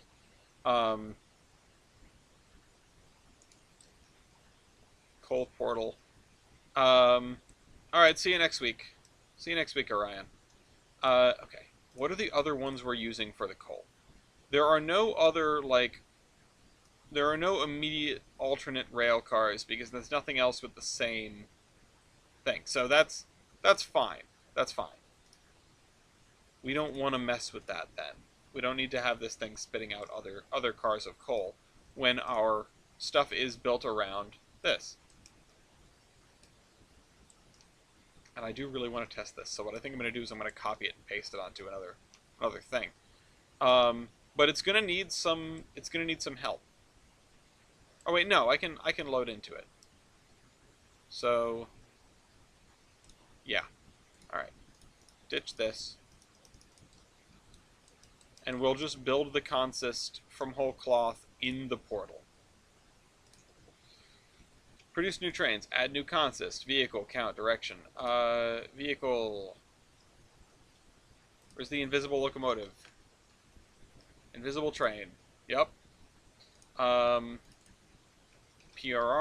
Or sorry. PC.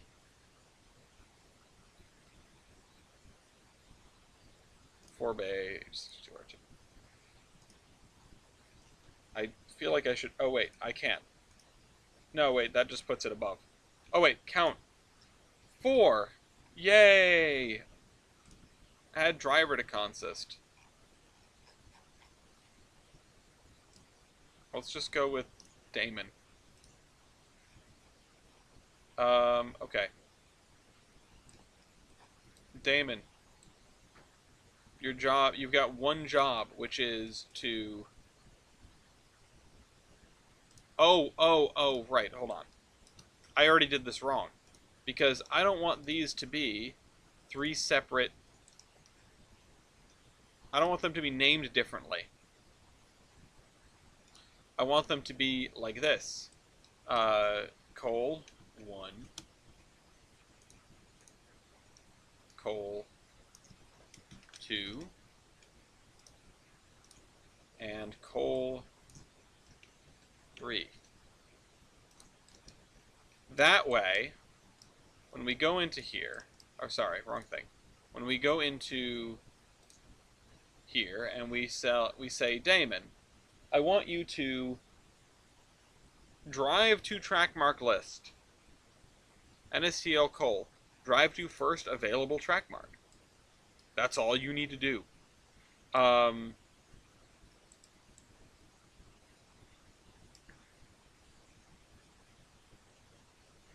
then each of these are going to have a different control.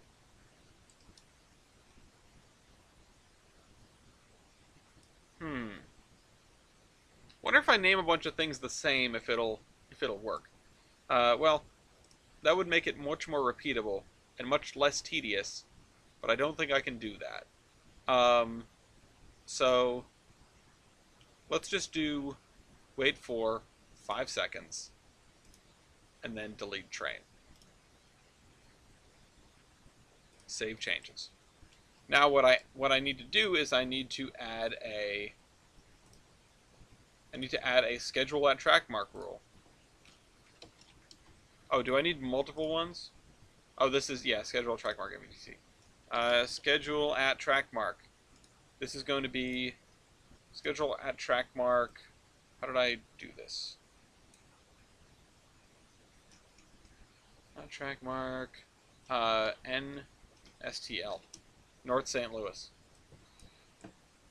So, select track mark. NSTL. Col 1. Okay. Add new track set entity. Select track mark. NSTL. Col 2. So this is going to be what tells the thing to do a thing if something happens.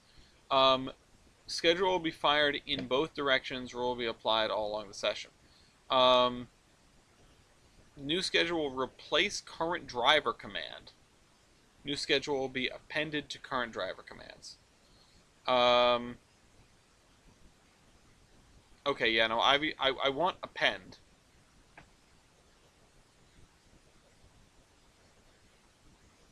But the problem is, it's going to get caught in a loop. It's going to back up, it's going to do the thing, and then it's going to pull forward. Unless we say append, and the second time it passes it, it does not matter. Schedule will be fired in both directions. Let's say in trackside forward direction. Enter driver commands. Oh, we didn't add the industry yet. We need to add the industry, the multiple industry. Multiple industry. Let's oh, okay, never mind. New.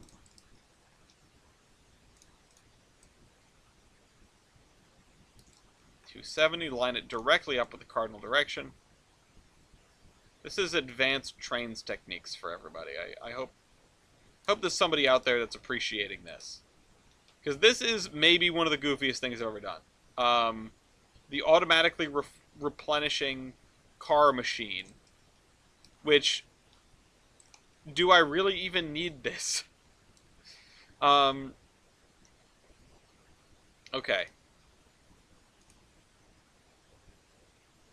Okay, track, advanced,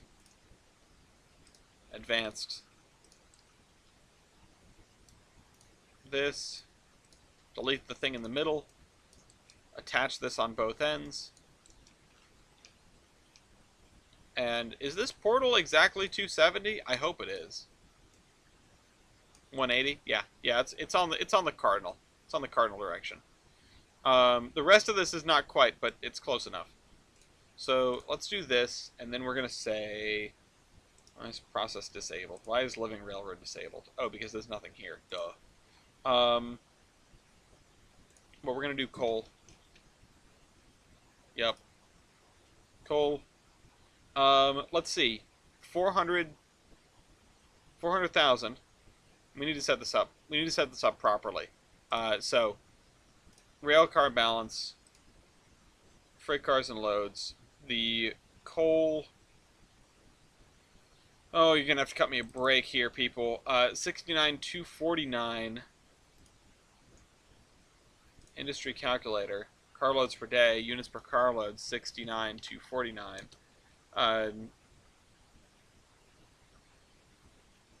Let's just do 69,249. Except. This needs to roll over every 10 minutes. And we're going to do 10 minutes to make... Oh, god damn it, I just lost all my progress on that. Oh, wait, didn't. Save changes. We're going to do 10 minutes to make life a little bit easier. Or, no, we're not. Let's keep it at 15. I could go up to an hour. In fact, I will go up to an hour. So every hour on the hour, these things produce stuff, and we will have to have cars staged. Now, will that be enough to make up for everything? No, I don't think so, but we can tweak it.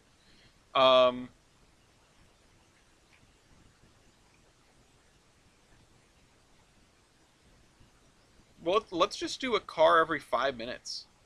Let's do a car every 5 minutes. Let's, so this is 138, 588. Well, no, because we need to fit 4 cars in here. So that's 276. Yeah, okay. And then equals this times 2. 553992. 553992. Let's just set the way. You know what? No, set the way bill on this to 0 because it's a thing. It's in here. I don't want it working at all. Items. 553992. We're gonna start this half full. Why am I using this kind of logic? No. We should be only filling it up to what's ever going to be filled at a given time, which is 276,996. 276,996. So that's 4 cars. That's 4 cars of coal. 4 of those hoppers of coal. That's as much as it needs. And then 276,996. That's what we're going to start with. And then we are going to go to tracks. We're going to make it load into vehicle. Yep. And then we're going to go to productions. Then we're going to make it make coal. And it's going to make coal every... We're going to divide this into 4. What's 15 minutes? 15... Okay. Now to actually break out the real calculator. 15 times 60, that's 900 seconds divided by 4, is 225 seconds. So 225 seconds, it's going to produce 1 carload of coal, which is 69249, 69249. Save changes. And now we'll be able to sort of see a progress bar until, you know, for how quickly it's going to be ready to spit out more coal. 69249. Can I divide that at all? Because no. We're just going to do that. We're going to do 1 carload. We're going to make life in math easy for us. Okay. Back to this. Schedule a library. Let me switch back to this so that I can see both of the people in the chat. If you go to coal 1, what you do is you then drive to... Not the coal portal. I didn't name the industry. Genius. Genius.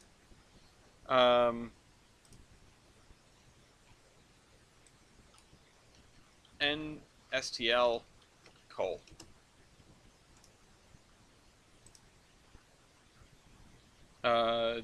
Session. Schedule track mark. Copy commands. Head. No. Drive to. STL. What? Did I hit? Did I not save that? Am I dumb? No. Cool. Edit session. STL. Drive to. Oh, there it is. STL coal. Multiple pickup drop off. Load, obviously. And then drive to track mark. And STL coal 1. And then wait 5 seconds, because wait for 5 seconds before you uncouple.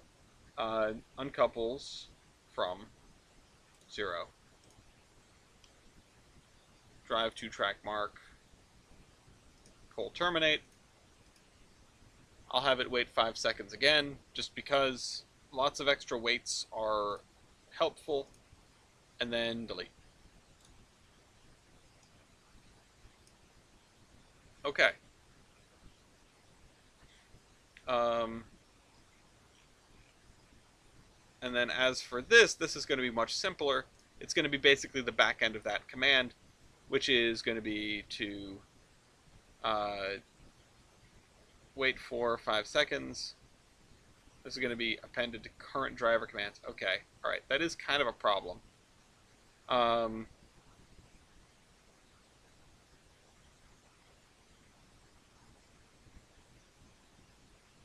yeah. So that means I do need something for coal 3 then. So wait 5 seconds, uncouples from 0, drive to track mark,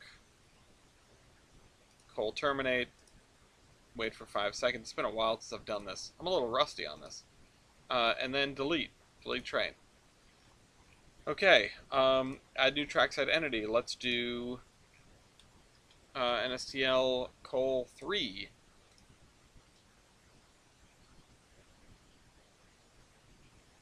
New schedule will be appended to commands. Yeah, it's just going to be to delete train. That's it.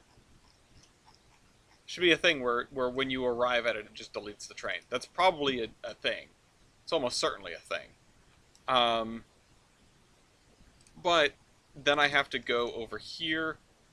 I have to change this to, instead of this, just remove that.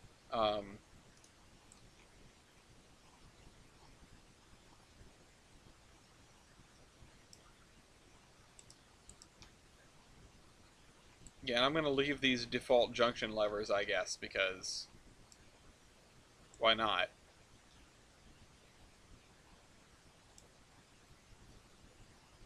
I'm also going to...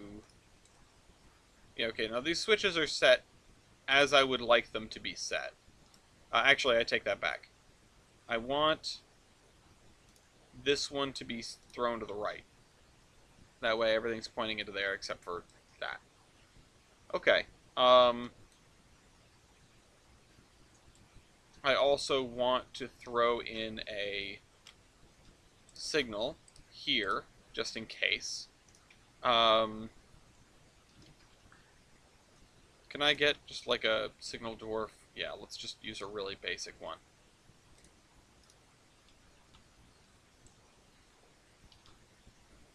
Okay, so that's that. I've made one of these units. I'm going to need to make dozens more, but there we go. We have one.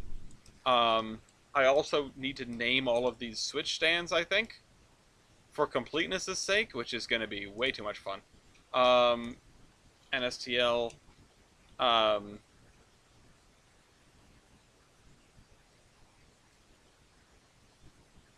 coal, entrance.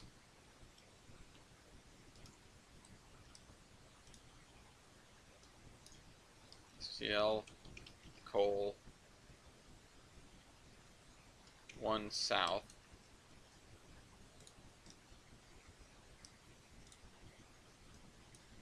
NSTL, coal, 1 north. NSTL, coal, 2 north.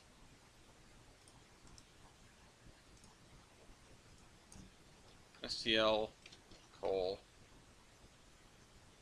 end lead.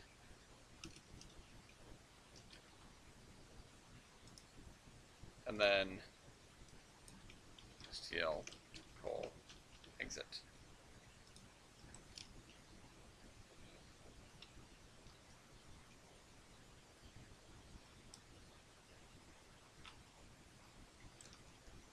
Okay. Now, do I stare at this for half an hour and see if it works properly? I mean, what I would want to do is, let's switch to the seed layer. Where's the layers? Seed layer.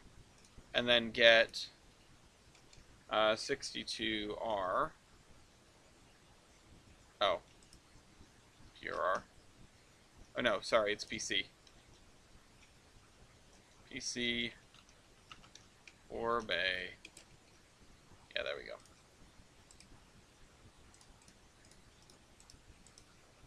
And these would be pulled up probably to right there. Same thing with these. spin them around.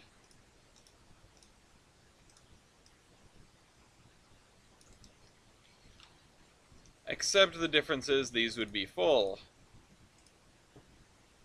So in theory, this works, you know, which everything everything works in theory.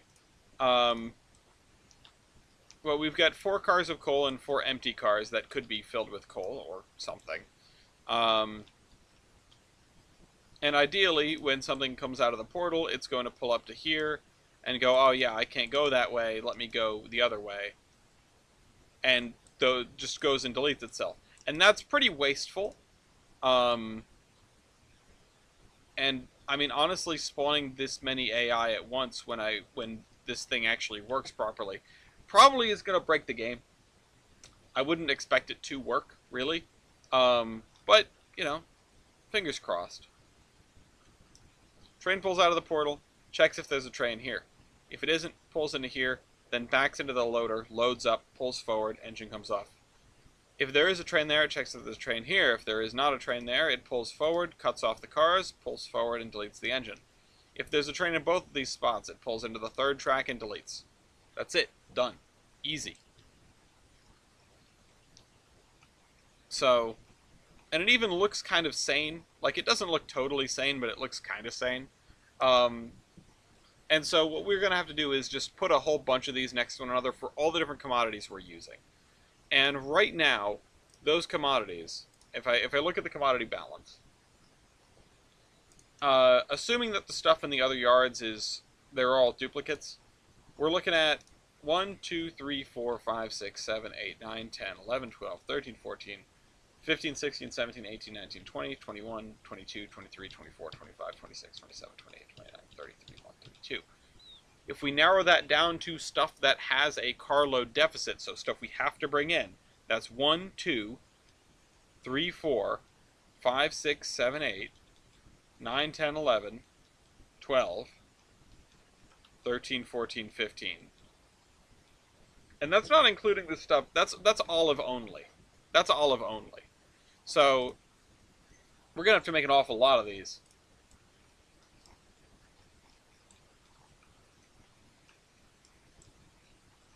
But these will let you get whatever commodities you need for the route from a centralized spot. That's going to be nice. This all has got to move. I think that portal schedule, though, that's something that we need to investigate.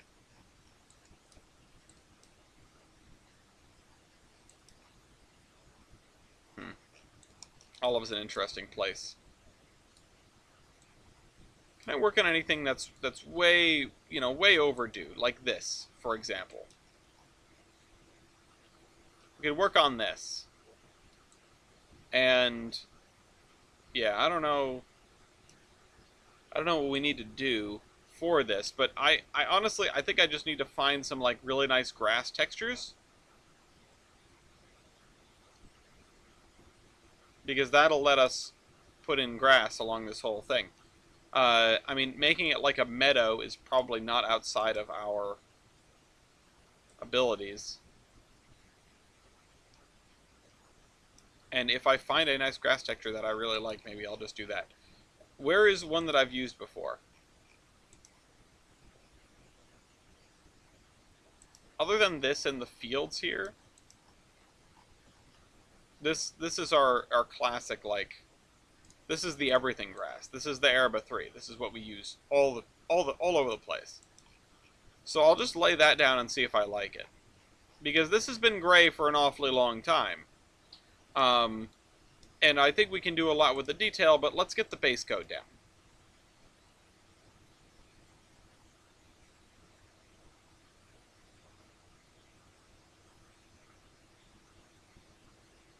My computer is so unhappy doing this.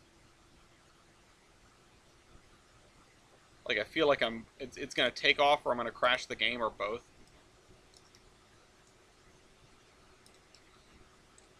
Okay. Yeah, that doesn't look bad. Maybe we should come over and either cover it with grass splines or like a grass, whatchamacallit? something. Like the ground clutter thing. Turf effects, that's what I'm looking for. That might be nice to have. Also, I might want to grab some of that rocky hillside texture that I've used in other places for this. I know I have some of it right here. There's just a bare patch of hillside.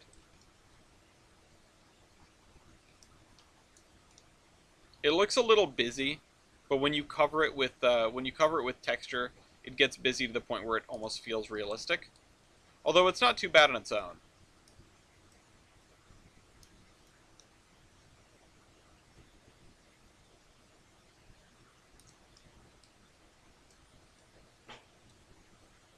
You just have to be careful with using texture. Texture is not supposed to be your focal point. It's supposed to be something that does not detract from what you're doing. In this case, using this brown as a base, I don't really like doing this. I don't really like this. It feels like it pops too much. And I mean, I feel like we're already in with it, and I don't really want to change it, because this is just... The goal for me at this very moment is to finish this spot. Something that's been untextured for a very long time. And then a farm down here is what we're getting. Is sort of like, you know, that's the next piece. That's why the F is there. It's not to pay respects. So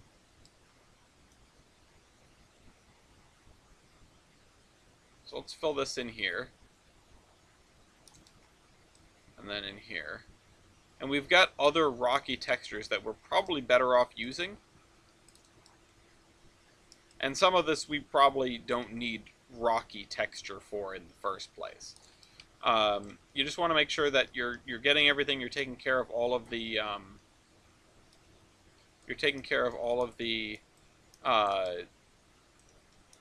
little bits of grid that you might leave behind.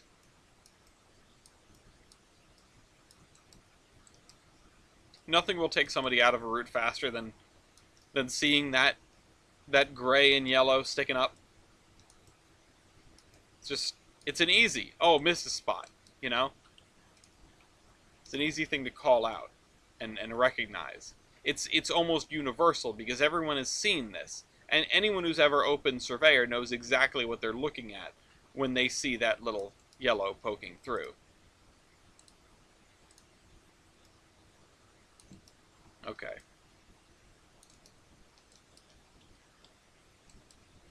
So what do I want to do for down here? This is getting a little bit more sedate. Maybe I should use a different texture for this. But we've pretty much used that over the whole area. Maybe we should just keep it up. Maybe that's the kind of rock there is in this neck of the woods. This isn't critical, you know. This area doesn't require a lot of examination. It's somebody looks up this way and sees the castle from the trolley and goes, "Oh wow, look at that." That's kind of cool. There's an entire, like, there's something going on here that I'm not necessarily privy to. There's more to this map than railroad tracks. And that's always what I've been going for. I mean, that's been a goal from day one, to make a realistically sized map.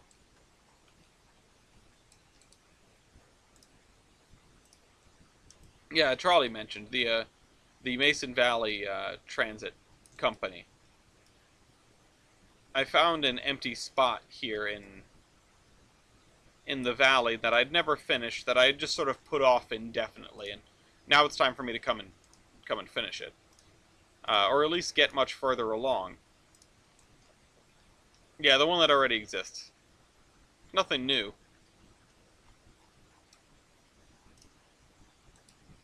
Yeah, monkey bananas.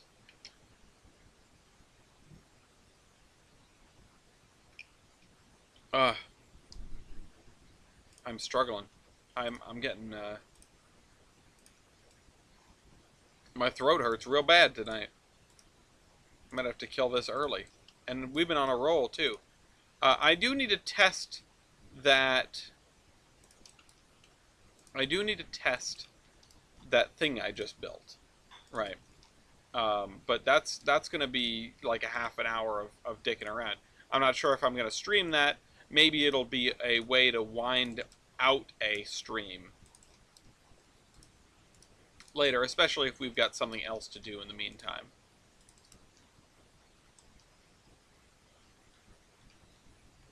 Yeah, so that looks pretty good. Doing all this with the grass is probably the way to go. It ends up looking pretty good. Spline grass, I like it better than turf effects. It's mostly because of me problems, right? I know I wanted to make it longer, but I don't know if my throat is going to hold out. We did make a real decent amount of progress over there in Bellington, and I'm pretty happy about that. We've got a long way to come over there, but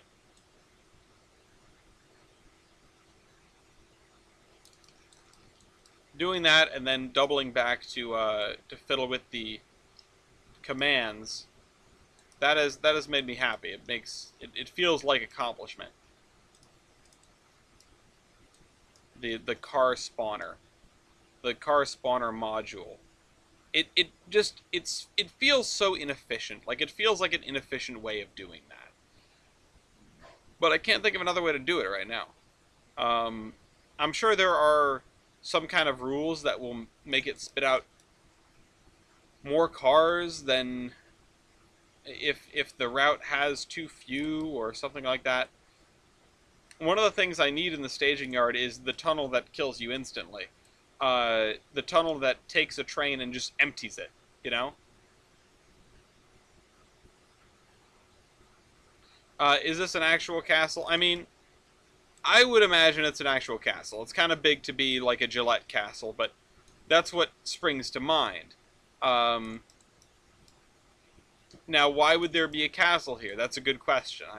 I haven't figured that part of the lore out yet. It would mean something pretty substantial about the way that this area was either before or shortly after colonization.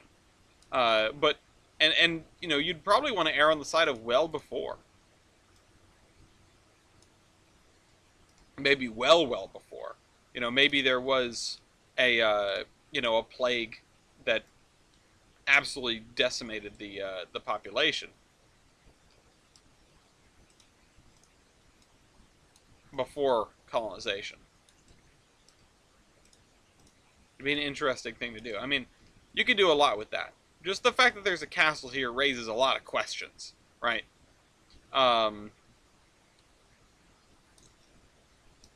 Because it says things about the society, about the civilization that was here hundreds of years ago.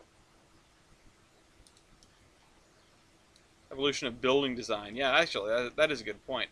That as well. That's something you don't tend to think about. Thatched roof cottages, yeah. And also, this is a castle that's in a defensible spot, but not in a great spot to, like, have a town around it. So the more you think about something like this, the more you sort of figure that this must not be a historical relic. Because, I mean, you wouldn't really put a castle here now, would you? I mean, maybe you would.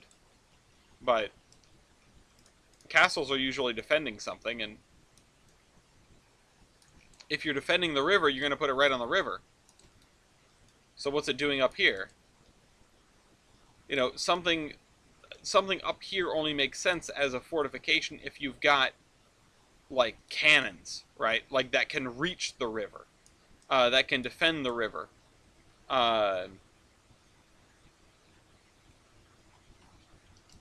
So, why is this castle here? I don't have an answer to that question yet.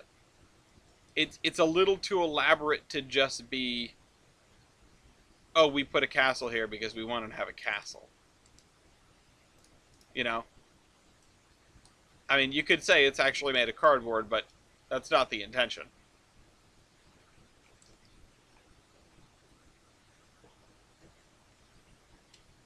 You know, I would think that maybe this is a fortification that existed at a very strange point in time. I want to do a medieval thing for folks. Yeah, it's just really big for that. Like this, to build this would be an enormous effort.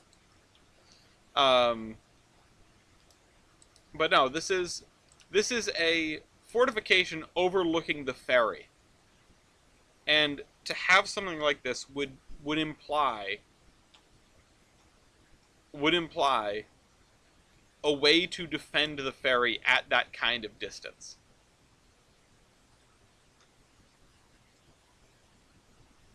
Now, once upon a time, the lore says there was a town here, but there's not a town here anymore. Um,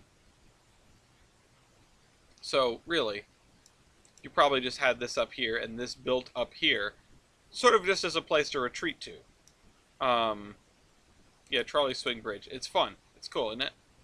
Um, and then you can keep an eye on what's going down at the ferry, but not directly intervene. Now, the castle may have been taken as a strategic sort of prize uh, at some point, and then was used as a fortification for long guns to be pointed down at the ferry. But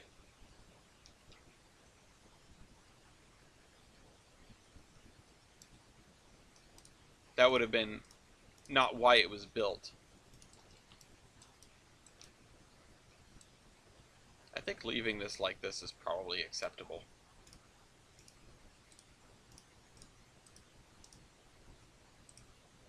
I'm adding some more grass just because, actually, I don't want that and that. Where it might be more difficult to keep under control.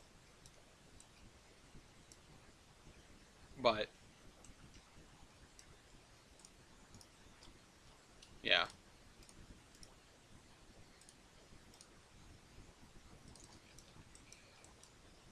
And then I'll put some on this side as well. Maybe along here. This is an interesting perspective. This is honestly kind of tripped me up. I feel like I'm going to fall forward out of my chair when I look at this.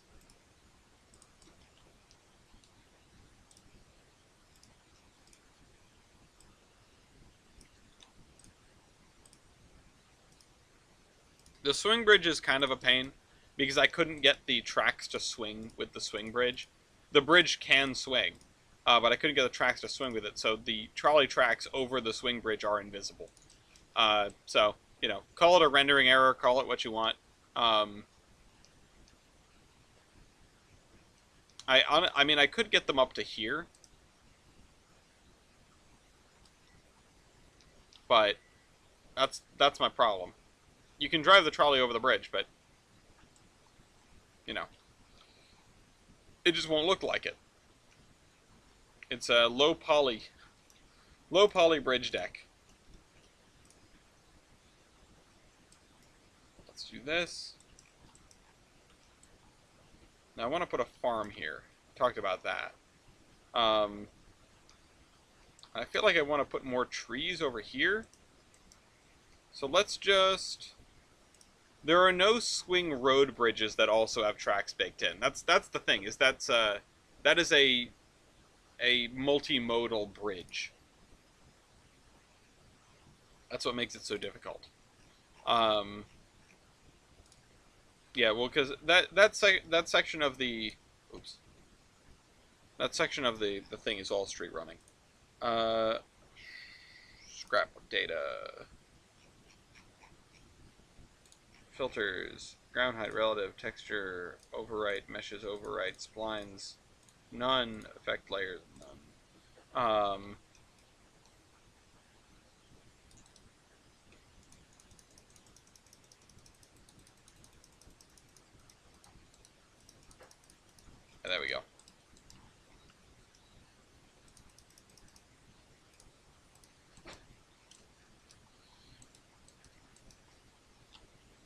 There we go. Okay, let's see. Let's see if we can find a nice new farmhouse that we haven't used before.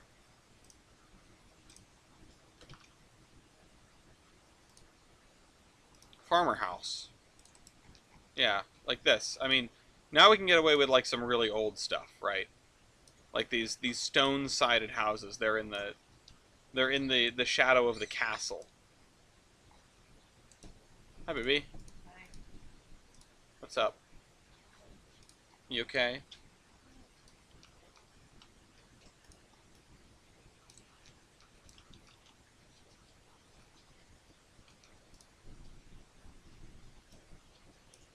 Did you get your refund? Oh. Let's put a couple of these in, maybe.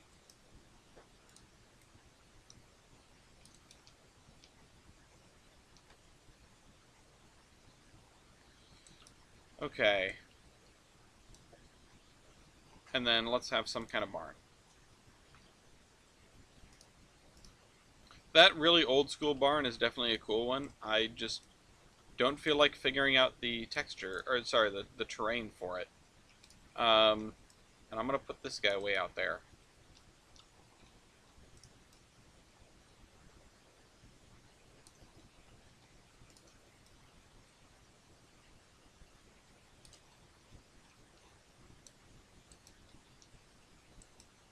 Okay, we need to do these along here. If I can get this done, I'm not sure if I'm going to be able to, but if I can get this done, that will be a pretty huge thing that I just never got done. um, and this is going to be like grazing land. There might be a couple of little plots of whatchamahoosit, of crops, but I'm thinking like a pig farm.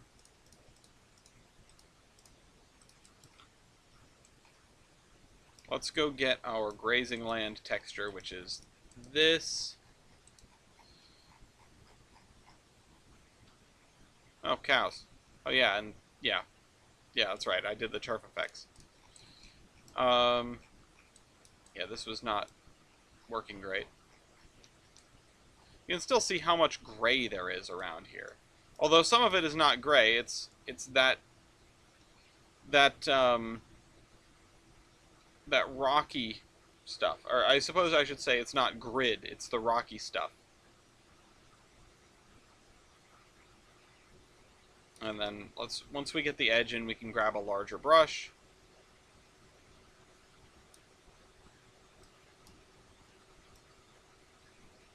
And yeah, we've got that corner. It's a question of how quickly can I finish this.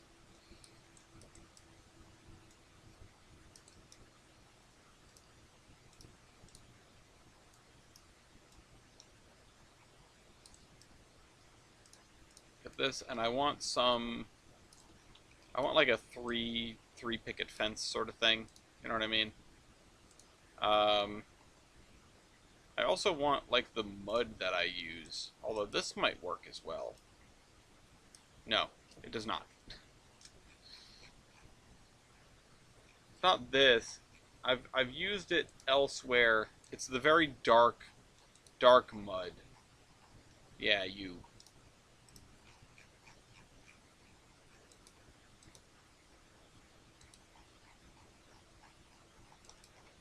Yeah, so this is the only part that's left in this part of the valley that's unfinished. There are some other spots. Um, Up the valley, there are another couple of, well, I guess you could call them valleys, that come off from the main line of the river. And those are untextured. There's at least one that I can think of off the top of my head that's still untextured.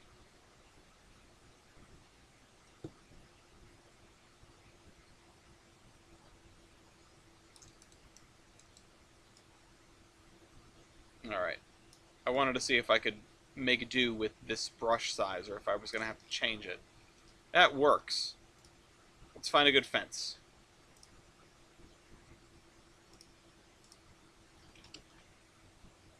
Should just go to the fence store that I made. Although this is always good, the worm fence. Very, very good, low tech.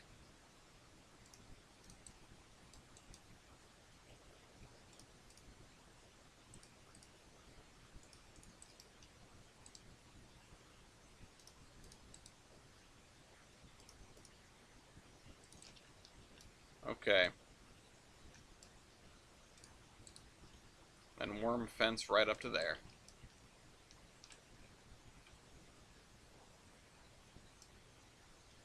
I like this texture. Like that feels like it still belongs there for some reason.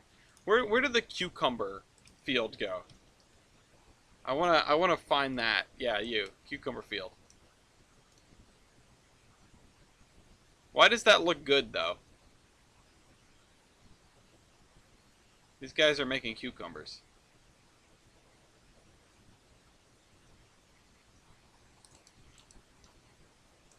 And we need to just get the edges with the muddy ground.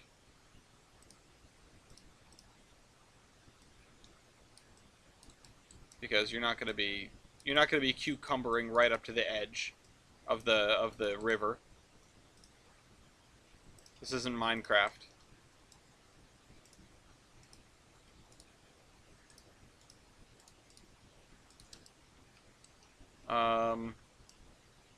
Maybe we don't even need fences around that.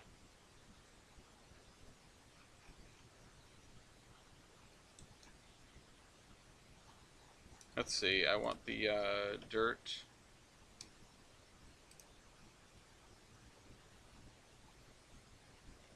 Where's the dirt and leaves? Or, is that what it's called? Yeah, it is.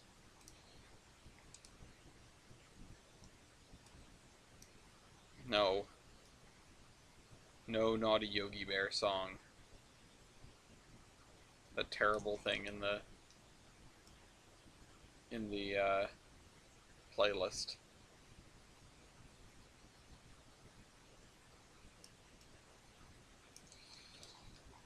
Okay. I have to figure out what to do with the rest of this area. Probably just grass, right? Oh, and I started spinning that texture. That's not what I wanted. That's not good. Not helpful.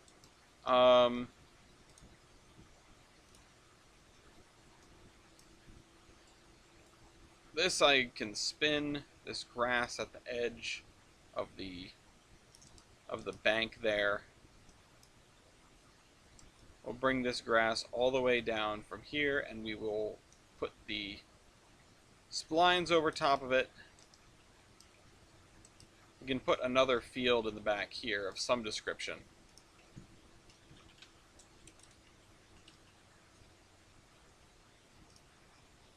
How about some carrots? Oh, that's both ugly and the wrong way.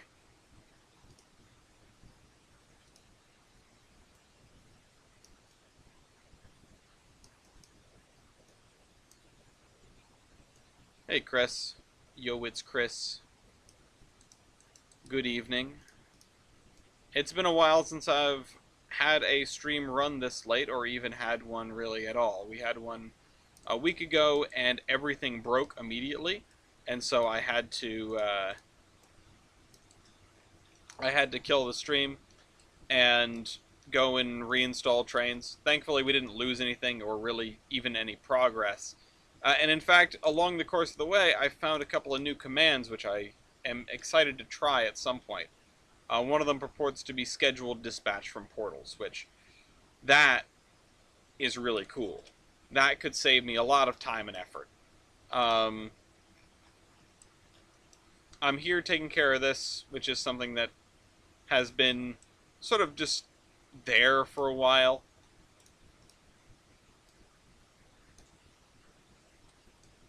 It has been untextured from probably a couple of years ago when I originally put the castle there and said, I'll figure out something to do with this. maybe it's just a big mystery why there is a castle there. Maybe the people even in universe don't know. Uh, and I always said I was going to put a farm down here at the bottom, so here we go. I'm going to grab a gravel texture to fill in the rest of this, including that really bright area there where I had drawn the letter F to let myself know that I was going to put a farm here.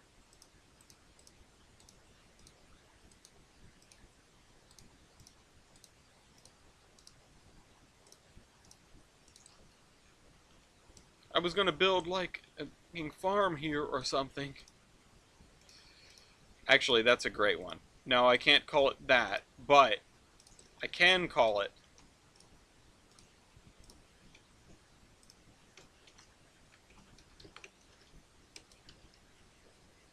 New Haven Farms. And no one, that's like a 3-layer deep nested joke, and hopefully no one gets it. Okay, oh, hello Poughkeepsie Bridge with the late pop in. I just want gravel. I'm coming all the way down here for gravel. Oh, there it is. Yeah, see, there's one of the spots that I have missed. And then, of course, all of this is town that I have yet to build. And will get done when I go that direction. I've done West Doughcliff, which is this. Just a bunch of Quonset huts, one surviving building, a foundation, and then a really destroyed building, and an old signal tower that is boarded up. I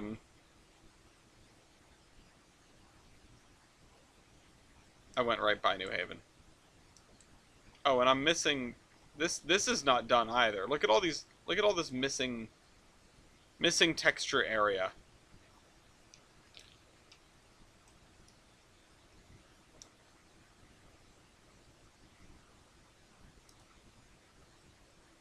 We're gonna have to go along the river's edge with a fine-tooth comb and take care of that. Again, that's some of the most, not egregious, that's not the right word, but it's one of these things where you're painting an area and you leave this behind and it sticks out like a sore thumb. And I had never come over here to finish up that farm, so I had never come back over here with a fine-tooth comb to make sure that all of my stuff along the river's edge was taken care of. And I think even when I do this, there's going to be some bits that I've probably missed. But it seems to have been mostly in that area. Oh yeah, there's where the water goes down. Because it's not a smooth transition, but it's close. It's close. I tried. This road comes out somewhere, if I remember right. This road is supposed to go, yeah, right there.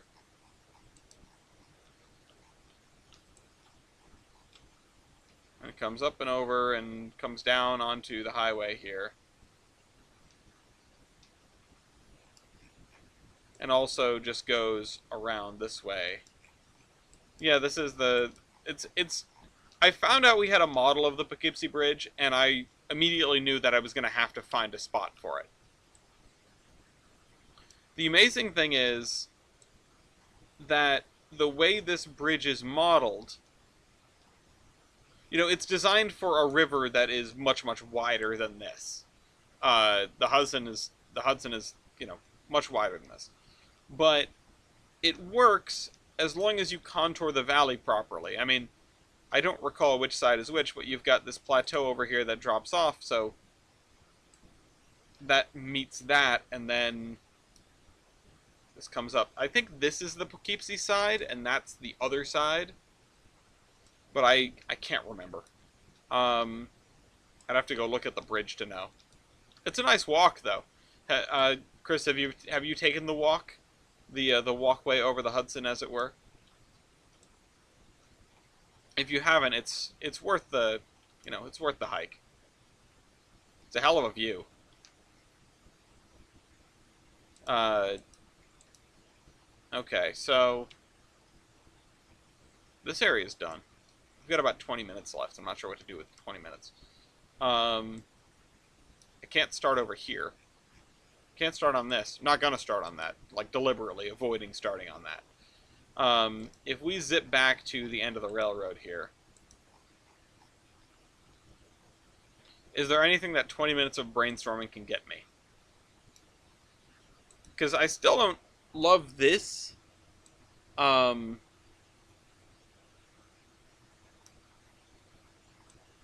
this industry, just the tank farm.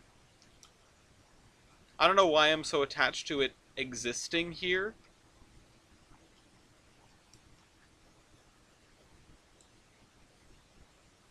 But, hmm.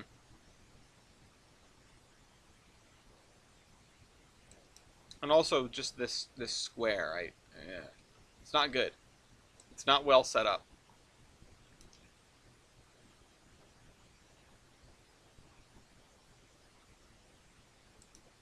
And this obviously is a remnant of something that used to go further, um, as evidenced by the fact that I laid ties down in the bushes all the way to here, and there's rails embedded in the street in front of this market of some description.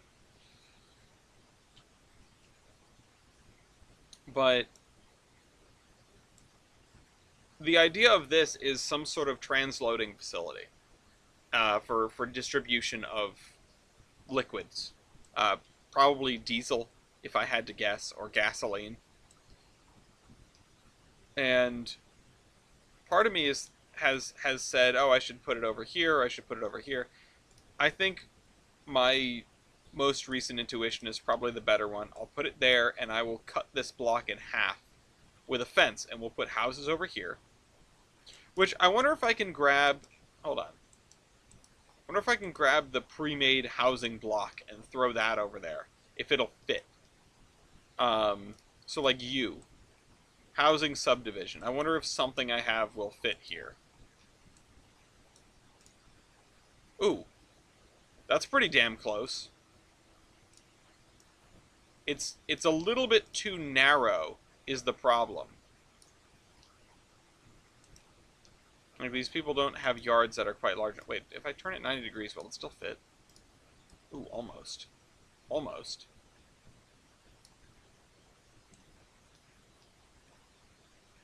That might work. I could just keep that like that.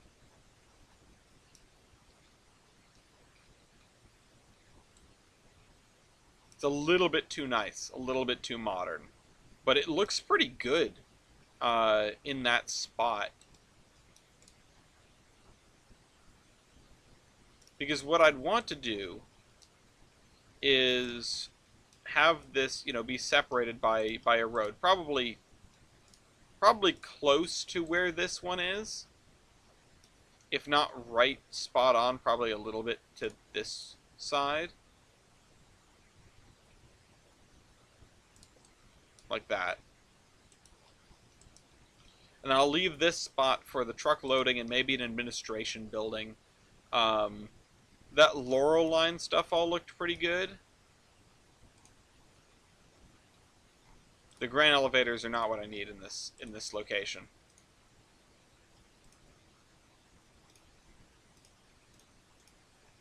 Part of me wants to add an industry like stuck way at the back for offloading of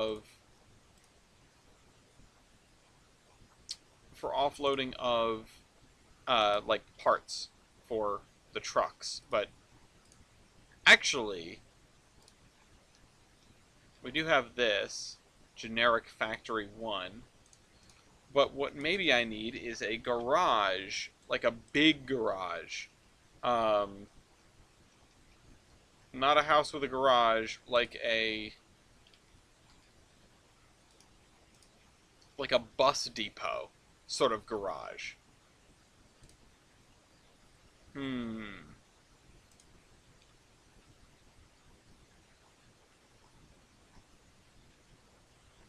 Funeral garage, yeah, that's what I need. Yeah, like fire station garage. Like this. Not exactly like this, because this isn't quite what I need. It's not quite large enough. But,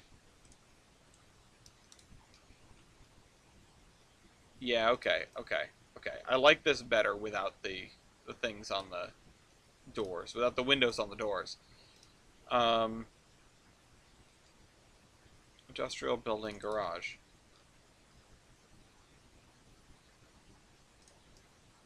Yeah, so if we have a garage for servicing the trucks, that makes a lot of sense.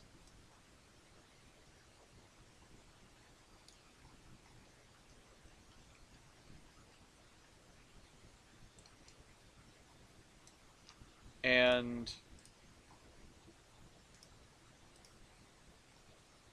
BP garage, barn garage. Um, what about like a small office building?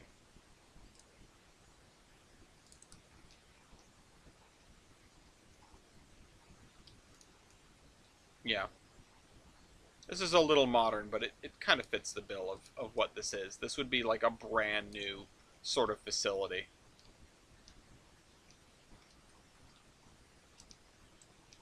Okay. So that's one problem. We solved another problem. That's good. I didn't expect that to happen. Um,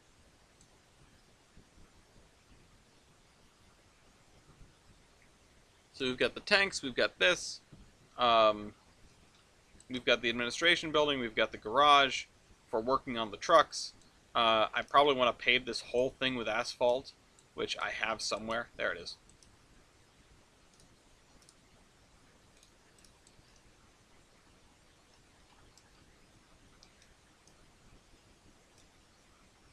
And if we end up needing to put something in the corners that's not asphalt, we will do that. But for now, I'm just going to fill this up. What I actually do want to do is I want to leave a little strip of grass between the edge of the thing and the road there, because I want to imply that this isn't like they don't have the entire block, they have almost the entire block to themselves. And I will put gravel there, and I'll put some grass around that as well. There is not much bright green grass on this side of town.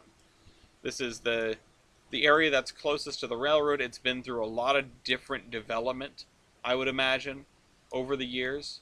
Um, and I just made a little crack in the asphalt. Not really what I meant to do. We're gonna need to do a lot of fencing around here.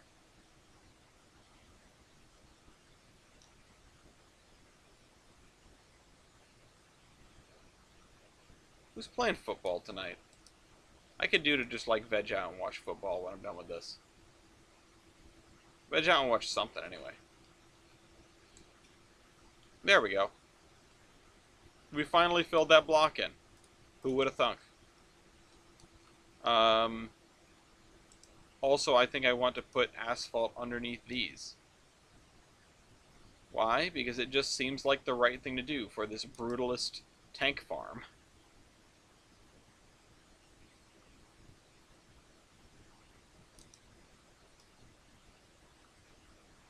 There we go. And I'll probably want to put some sort of stone wall around them, around that.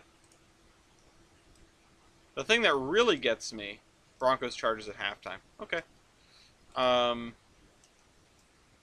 don't really have a dog in that race.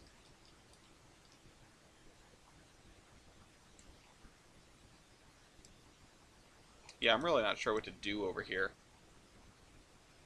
Yeah, it's just the one game on. It's only Thursday. Um, this road, this intersection, is gonna drive me up a wall. Um, I am honestly not sure what to do with it. I think in real life, you could still see something like this. Um, if I was presented this at work and told to simplify it, I would probably turn it into one four-way intersection and then uh, one 3 point three you know three-legged intersection over there. What I could do, I mean, I could eliminate this. I could eliminate this, but then if you're coming down this way and you have to take a right, it's really bad. Um, I kind of want to embrace the weirdness of that street. But the thing is, this street is probably pretty late to the party. Well, it depends when. Because you could have had the street come down and come here. And what might have happened is that this was a connection and then it got blocked off.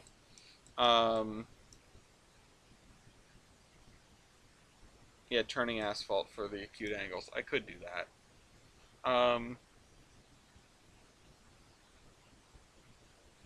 This is kind of a conundrum.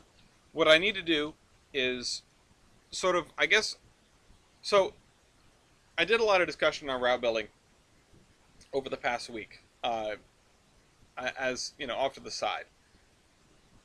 And something that came up is something that I guess I will term route building from first principles, which means you go back you go back as far in time as you can, and go from there.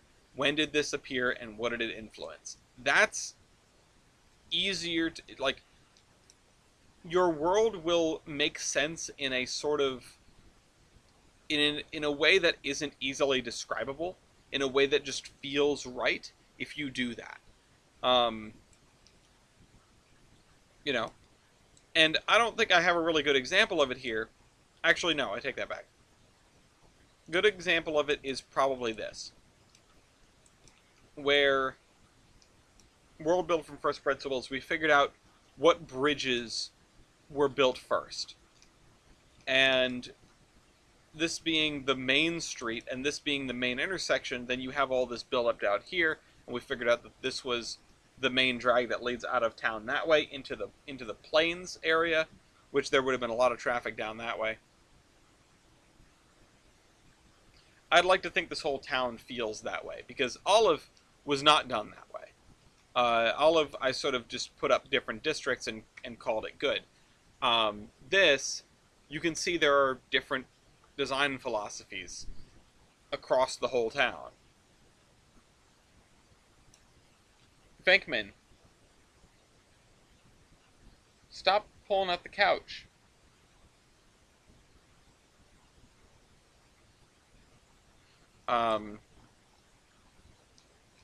And this, you know, I'm not trying to toot my own horn here, but this feels right. This feels good, and in a way that I am failing to describe with words. Hey.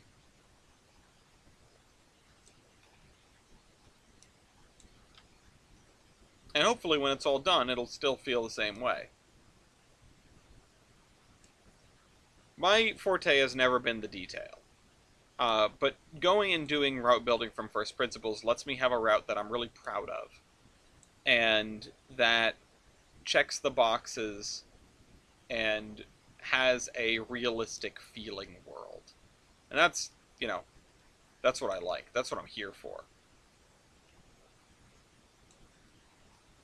So, you know, I look forward to this. I look forward to carrying on with this next week. Well, next week, let's see. Yeah, it's the day after Christmas. So I probably don't have anything going on.